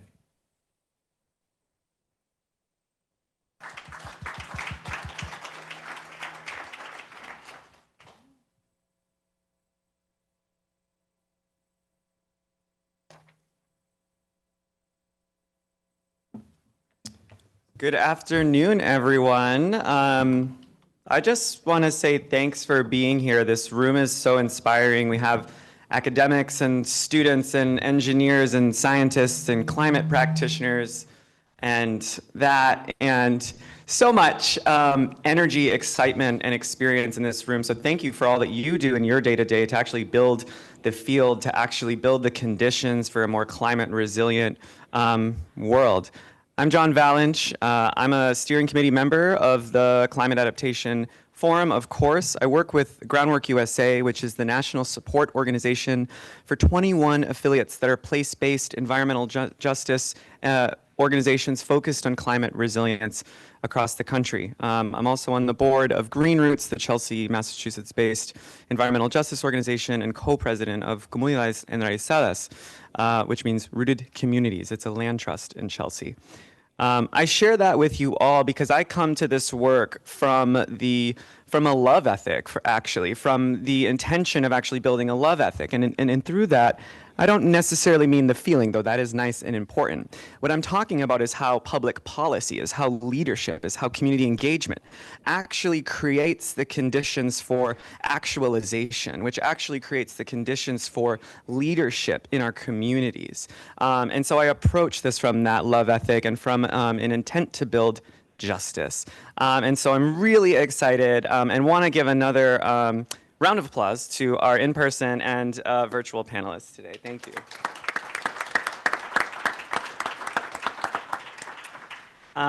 So to get our panel started, I'm so excited to have Julene, Chris, and Steve here to talk a little bit more. And so I'm really curious, right? So the work of kind of planning for and responding to disasters is so difficult, right? No one here would say otherwise.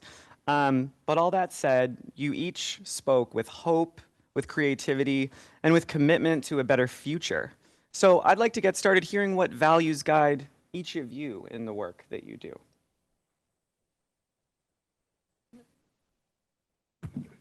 Ladies first. Let me first tell Steve that when I became mayor, I was highly disappointed because as a young kid, I was taught that there were all these lakes in Puerto Rico.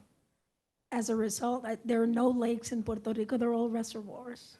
We call them lakes, but they're all reservoirs. And I was like, I've been fooled all this time. Very briefly, I think you could, Abraham Lincoln used to say, or reportedly used to say, that you cannot be a better speaker than you are a person, because eventually your audience will notice. So I had two main people in my life, or three, that really instilled some values in me that popped out when the crisis started. And very briefly, I'll say it. One was my grandmother, Julene, which is why it's my middle name. But I was beaten up a little bit in the sandbox. I'm not tall. And one day my grandmother came to pick me up and she said, I had a little bit of blood in my lip and my nose. What happened? Did you start the fight? No. Did you end the fight? I started to cry and she said, well, next time if you don't end the fight, I'm gonna whoop your, because you never start a fight, but you end them all. This is what you're going to do. And I'm not about telling anybody to solve any problems with the violence. I'm telling you what she told me to do. And Steve, you'll relate to this because you mentioned the 60s. In the 60s, we had this huge lunch boxes. They were big, they were made out of metal, and they had thermoses that were very, very heavy. So she said, you're gonna take your lunchbox and you're gonna hit him as hard as you can. You're going to run as fast as you can, and you're gonna scream as loud as you can. I did that, they called her, sitting there, and as she walked into the school, she just looked at me and said, did you start the fight? And I said, no. And I smiled and I said, but I finished it. So of course they were saying this is not the right way to approach things. People need to solve their problems with words, blah, blah, blah. And she stood up and said to everybody that was there, she has a right to defend herself. So I didn't hear you talk about anything when she was being, roughed around. But when she defends herself, then all of a sudden you're surprised. And she looked at me, smaller than I am, and in that day she was 7 feet tall. She says, you have a right to defend yourself. So let's go. What's her punishment? Let's go. And she took me for ice cream. And while we were walking out, she gave me the second lesson, and she says, but you have a duty to defend others. And that always stayed in the back of my mind. Secondly, my parents used to wake my brother and I up to what we call arriba corazones, which means wake up hearts, right? And they used to really wake us up at 2 a.m, and my father would scream, arriba corazones. And they would, in the 60s, late 60s, they would stop the car in front of a place where there were workers, farm workers, cutting sugarcane. And the idea of going so early is when the whistle blew for them to get a breakfast, my mother would pull out one of these thermoses with coffee and say to each one of us, my brother and I, serve half of the little thing of the thermos. You drink this, and here's a little piece of bread because that's what they're gonna have. And you can never forget about others if you really want to live in a place where you can be happy. So those two things really sustained me during the entire crises. And last but not least, and I'll finish with this, I was raised Catholic, but I was a situational Catholic. If something bad happened, I would say, Lord, please, if you do this for me, I will go to church once. And I was telling John this morning, when you know there's a higher purpose than yourself, there's a higher love than yourself, something had to sustain all of us, municipal workers, all of those restaurant workers, and all of those people that left their homes for us to now have water. A higher purpose, whether you call it God or Allah or Muhammad, or you're just spiritual, or you don't believe at all in a deity, but you believe in love for one another. And those three things really sustained me, because I don't think I could have worked 22 hours a day for 6, 7, 8 months if I had not had those people in my head, the people that came before me, showing me the way of what I needed to do for those that would be walking ahead of me. And I thank them every day for having taught me that, and for all the smacks they gave me when I was an unruly child.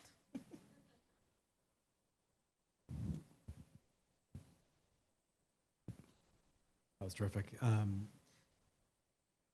I think just sort of quickly think of three sort of things that I value, that I think have been at the heart of why I've loved doing the work that I do. The first is this city. I love Boston. The city I grew up in, its density, its diversity, its challenges. I just love this place. And being able to work here is terrific, and that is something that was certainly instilled in me by my parents in a wonderful way. Second, I love, I think it's something that you said, Mayor, the privilege and challenge of public service, particularly that at the local level, where there's almost no distance between who you serve and where you sit. And I think that it's wonderful, and it is inspiring. It is also not easy, and I think that makes every day terrific. And the third, I think something which is I just have held on to during a lot of this work is this sort of combination of valuing both patience and perseverance. Enough patience to understand that something is not going to get done instantaneously, but that if you are not also working on it every single day, it's never going to get done. So how you think about that right balance of patience and perseverance to be able to do the big plans. Well, all excellent observations. So, in some short versions, transparency builds confidence. If you go to our website, enormous amounts of information about drinking water quality, about all the things we try and do. Because we believe that if people have information about where their water comes from, where their sewage goes, that they'll have more confidence, they'll be able to flush with pride. So transparency does build confidence. Confidence is built at the retail level, but lost at the wholesale level. So it's easy to lose people's confidence. It doesn't take much, one bad story, and everybody has an impression that's incorrect. It's unfortunately built one phone call at a time, one public meeting at a time, one person who calls in with a complaint and gets dealt with effectively. So that customer service, don't forget who you work for, is really important. And every call is an important call for two reasons. You never know who's on the other end of the line. One of my colleagues says he responded to a call, spent a fair amount of time talking to the gentleman on the call, and several months later, that gentleman was our new executive director.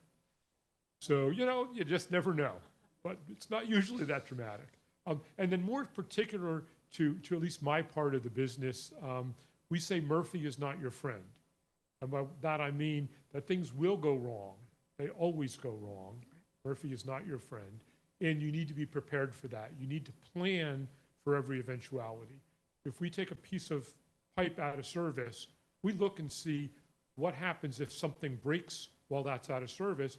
How are we going to respond? You need to think about what are the options for proceeding. I'm sure Boston had great plans on pandemic response, and they helped make things work. You had to ad hoc it because it wasn't exactly what you expected, but having a plan helps you respond. Being able to respond effectively builds that confidence. Thank you all. Oh, yeah.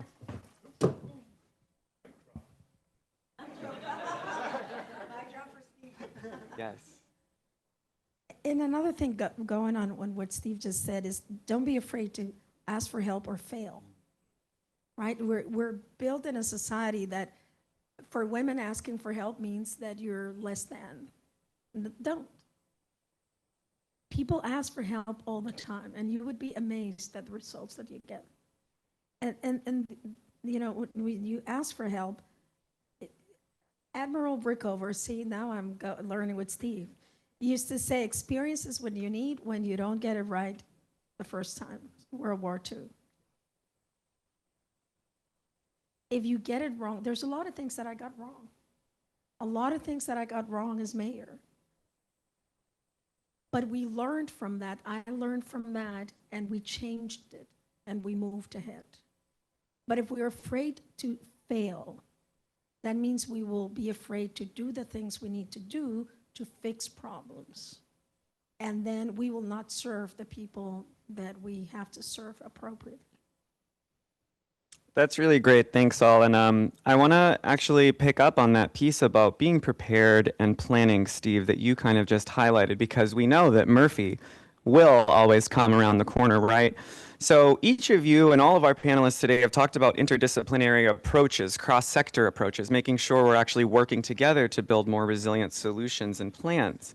And when we think about crises, the ones that we've heard about today that are emergent, right, hurricanes and pandemics, those that we anticipate or have seen those glimpses of, rising sea levels, longer heat waves, and how they can be used as catalysts for transformation, we can also recognize that not all disasters end equally. We've seen this in Puerto Rico, we've seen this in New Orleans, we've seen this in New York with Superstorm Sandy, right?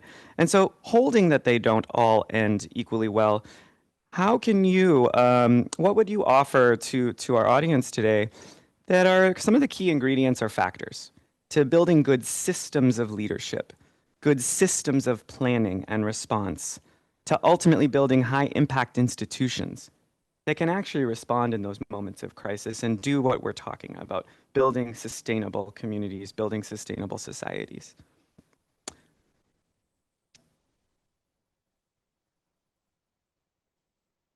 So I think if you start the first day of the crisis, you are very far behind. And I think one of the things that has been helpful for us is that if you have spent the time building trusted relationships through regular communication and transparency, if you have sort of drilled cross-administration collaboration on every small snowstorm so that the big crisis is something that you are used to sort of connecting better on, then you're going to be better prepared to be able to face what's in front of you. And I think that the clear direction of how to respond to a crisis, one that is anchored in sort of the needs of constituents, is really important, and to be really thoughtful about where you do the work, how you do the work, and how you engage and communicate around it. And I would just absolutely underscore the mayor's point that I do think that at times to do the difficult thing requires taking risk, which does mean that there is the opportunity for failure. But so long as you're doing that in a way that is clear and is transparent, and that you evaluate, and that people understand why you are doing the work that you are doing, I think there's actually a higher tolerance for doing the difficult things that are potentially untested, so long as you're doing that responsibly and thoughtfully. And I think that that's an important part of the response process. I'd say, get back to transparency, being honest and straightforward as a crisis evolves is very helpful. Provide expectations about what you will be able to accomplish and what you might not be able to accomplish. Let people know that you may not be able to do exactly what you hope to do, but provide that opportunity. I'll give you an example of this. We had a major main break here, Boston area, back in 2010, whole metropolitan area on a boil water order. The classic press strategy, which many of us were taught, was, okay, we schedule a briefing every 4 hours. We get all the press people into a conference room somewhere. We put someone up in front and they answer questions. It really doesn't work anymore. Let people come to the site. Let them see what you're doing. Talk to them constantly. Keep them in the loop. Let them be part of your team. Have your press be part of your transparency strategy so that folks understand what you're trying to accomplish, what the risks are, and what your expected outcomes are. That way, they can see progress, they can see effort, and hopefully, if it doesn't come out the way you thought, they'll at least be able to see what you've been doing, and then what your next plan is. And then clearly, contingency planning. What are you going to do if what you first thought didn't work? So the hardest things we often do are think about what we want to accomplish, but be prepared to fail, and then have another team be thinking about, okay, well, if in 2 days we're failing, what are the 2 other things we can start working on? We don't know, and if you think about COVID at the national level, it was so much of the not being transparent, not being straightforward, which created many of the problems that we at the local level had to deal with.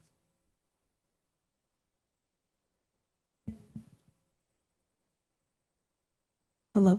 In that transparency, it's important that the goal, the ultimate goal, is very clear for everyone in your organization, because in a crisis, you're not going to be able to be all the time. Sometimes, even though if you have meetings every day, sometimes somebody will not get to that meeting because they're tending to what they're supposed to do. So our goal was very clear. We're going to save lives. That was our main goal. Disneyland has, in Disney World, Their thing is safety first. So anyone at Disney, the person that pulls your little seatbelt on, has the ability and the responsibility to stop a ride without penalties if they think that there's something wrong with the ride. So think about the power that that person putting counting 8 people next, and all of a sudden they notice something and they can just simply say, the ride has stopped. I need an engineer here. I need some maintenance here. So giving the people that you work with, they don't work for you, you work with them. Giving the people that you work with the ability also to make a certain set of decisions at some point, because you're not going to be there all the time.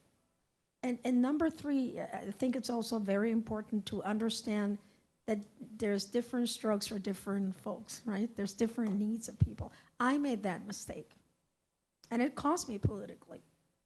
I was concerned so much about saving lives that when people asked, a reporter, 9 days after Maria, asked, well, Mayor, people are complaining about you're not cleaning up the debris as quickly as they want. I had 54 trucks. That was it. I either used them for food and water deliveries, or I used them to clean the debris. You cannot use a truck and clean it and there's no water and then use it for something else. So I made that decision of using it to save lives. But rather than understanding that some people have other priorities, I, as a missile, answered, that is a stupid question, and I'm not going to answer that. I'm talking about saving lives. Well, that thing bounced and bounced and bounced and bounced. Thank God it took a while for the electricity to come back. But when it came back, the internet made that viral, and it cost me politically. The opponents that I have within the party that I was at and the opponents of the other party used that over and over and over without context. Would I have made a different decision? No. But I now understand that you have to communicate that right now, I'm sorry that you have trees in front of your house, but I'm going to save lives. So when we started going out in the aftermath, you know, politicians, when they have screwed up, they go in the shame tour where they sit down with the communities, you listen to everybody tell you what is wrong with you, and you try to be quiet. When it was my time to speak, I said, I hear you, and you're right. So tell me, what would you have done if your child needed care and you needed to walk them to the hospital? Would you have done that, or would you have stayed to clean up the tree in front of your house? The same silence that was here was there. But it was my bad. I wasn't able to understand that there are different levels of needs, because we're not all on the same boat. No, we're on the same ocean. Some people are in yachts, other people are in small boats, and other people are just in dinghies. You know, I cater to the ones with no dinghy, holding on like what is that? Like a drift Titanic, right? Yeah, that where, you know, is a holding on. Rose, give me your hand. I'm holding on to a plank of wood. That's the ones that I cater to. You have to cater to different levels, and or explain why you're only catering to one level and focusing on one level. Otherwise, that little thing that we all have in our hands, it's a very dangerous instrument. Those iPhones and Samsungs, because they transmit the truth from one point of view. You never see both sides. You never see what the person said before the other person punched them. You see the fist coming this way. So beware of, it's not only what you feel is right, you have to negotiate with what we all feel is right. So if you ever see that thing of me saying that's a stupid question, hopefully you don't know Spanish and you won't understand it. That's really wonderful. And so just to summarize, right, when we're talking about how to respond to these crises and think about planning, we need to think about the clear communication of goals, right? We need to be able to build trust through transparency and honesty. we need to accept and learn from our failures, right? Like adopting a growth mentality, right? Not just in our individual lives, but building this in the cultures of the organizations and institutions we're working within and creating. And then importantly, thank you, Julene, like empowering workers, right? To lead and to build in the work that they're doing. So thank you. I think we've got questions from, the virtual world. So let's do that. Pause there. So this is from my colleague, Jackson, who wanted to follow up with Steve, and it was his lovely commentary thanking you for speaking about this, because that is his home. And he wondered if Quabbin is still reliable to meet the needs of drinking water for the foreseeable future, and then projecting out another 50, 100 years how things look. Excellent question. The short answer is yes. We've actually done a fair amount of sophisticated modeling of the entire water supply system. And because of its large size, the large amount of storage we have, we do anticipate that with the slightly increased average amount of precipitation, that we will have actually slightly more yield, slightly more reliable, safe yield than we have now. 19 out of 20, 19 out of 20 out of many thousands of analytical runs show that we'll actually be better off in the future than we are now.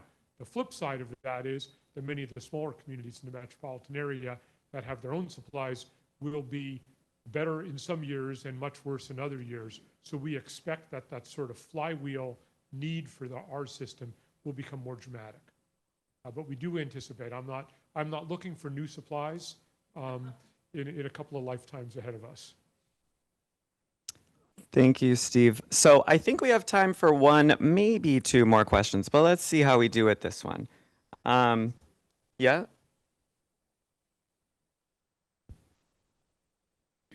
Hi, Maggie Sullivan from Conservation Law Foundation. This question's for you, Chris. I would, can you speak a little bit to how you fostered that diversity among outdoor dining? That's a lesson that I am especially interested in, thinking about public spaces along the waterfront and tidelands, and what lessons we can learn from that.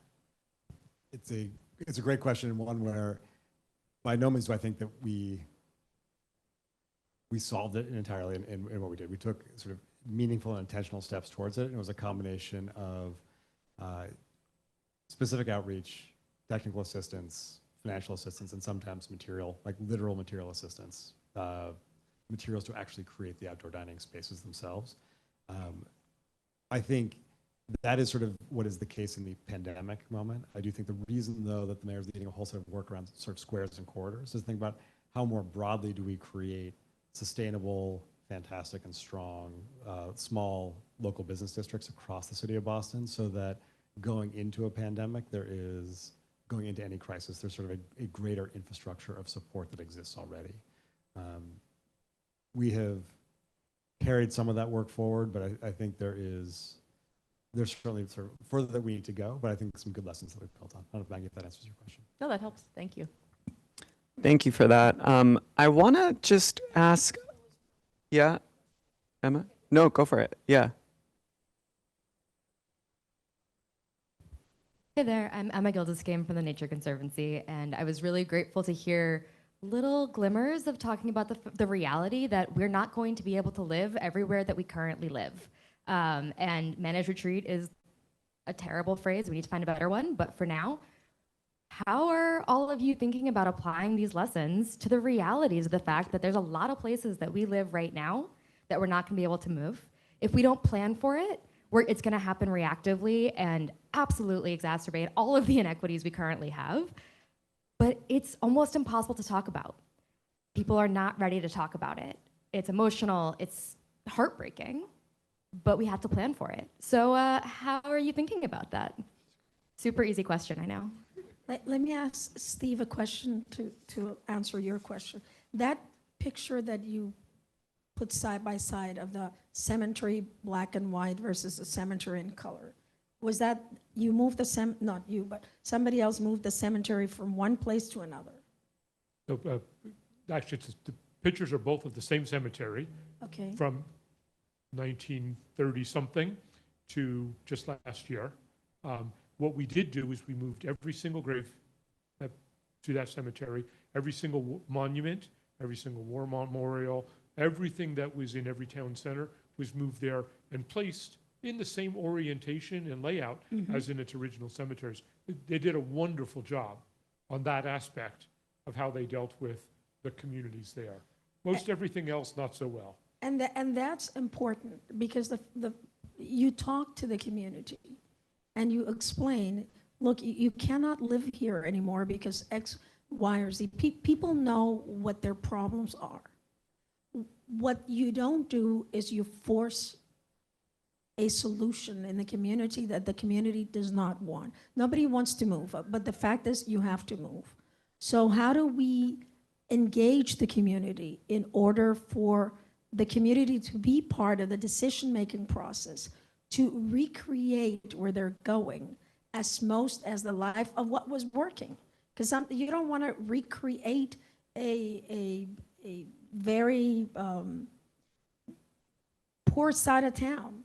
You want to make sure that that changes and transforms, but in a way that it meets the needs of the people. We have a saying in Spanish that if I nadie sabe lo que hay en la olla excepto la cuchara que lo mueve.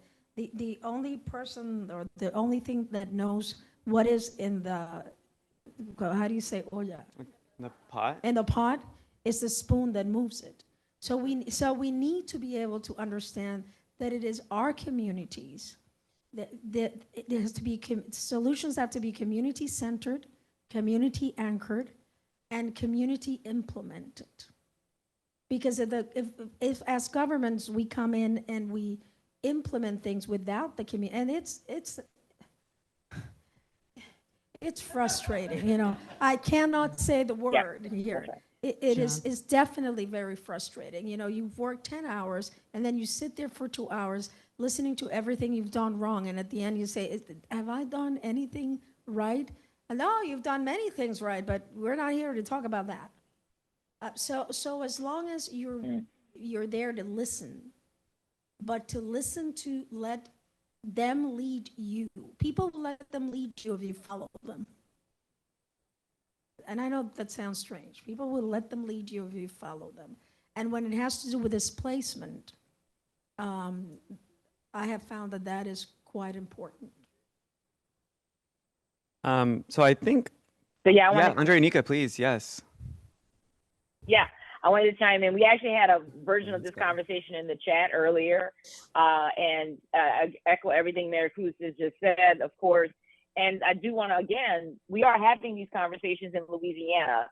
I know it doesn't seem like it because we're still struggling, but we have a much to share with you all, and we need to make sure that people are listening and hearing about this. And Mayor Cruz hit it dead on the head. You have to have these conversations. They have to be respectful. They cannot presume an answer, and we need to come with all of the facts. The sea level rise issues aren't hitting every community, and in Louisiana, we've actually been spending billions of dollars to address our coastal and wetland loss, and we've been having some success. That's not going to save everyone. And we have been moving forward on a relocation program, a resettlement program for one of our indigenous communities, the Ile de Jean Charles program, using the NCRC dollars that President Obama put out when he was in office. We're almost done with that. There's things to learn from that, and that means that there's going to be more opportunities to have productive conversations with community. That's how you do this. And the big part that we all have to talk about are our elected officials and our policymakers. I think folks got a little bit nervous earlier. I want to reassure you all that I have a C4 in my arsenal. So I often put on my C4 hat to have political conversations, which I'm doing right now. We have many elected officials who are in the pocket of oil and gas industries and petrochemical companies, and they don't want to have these conversations. They want to be talking about how do they suck out the last bit of fossil fuels and then figure out what's happening afterwards. That has to stop. We know that 71% of Louisianians are ready to deal with climate change, knows that there has to be a just and equitable transition, and they also know that their current crop of elected officials aren't up to the task. That means for all of you policymakers in the room, y'all got to get ready to do this job exactly as Mayor Cruz mentioned, talked about. You have to come to this community ready to listen and bring them solutions and bring them facts so that they can make decisions that you will then execute. Not coming serving petrochemical companies or industry, but serving the community and talking to them about the realities, because they won't trust you otherwise. If you're lying about your motives, why should they believe you when you said that their community won't be habitable in 10, 20, 30 years? I really appreciate that, Andre and Nika. Thank you so much. I am recognizing that we're at time, so I just want to acknowledge our moderated panel guests here today and our panelists virtually. Thank you so much, everyone. Thank you. And I just want to highlight that I feel like I was going to ask you all again about environmental justice and equity, but each of our panelists here literally led with that. And so I hope that as we all leave today, that's on our mind, about building more resilient institutions by focusing on equity and environmental justice and community engagement. So I think Anne's going to come up now and officially close us out. But thank you again, everyone. Thank you all for being here today. I think we all have a lot to take away with us into the coming weekend and lots of things to think about. I hope you were all able to connect with somebody in the room today and share your experiences with them. Thank you to our wonderful panelists and speakers, virtual and non in person. It's really appreciated. And we're looking forward to our next forum. It's going to be in March. And again, we are going to be bringing in new steering committee members in the spring. So we'll have, it's quarterly, so March and June. And we'll finish out our academic year of forums. I think I hit all the major takeaways. So thank you all again. I hope you have a great rest of the day.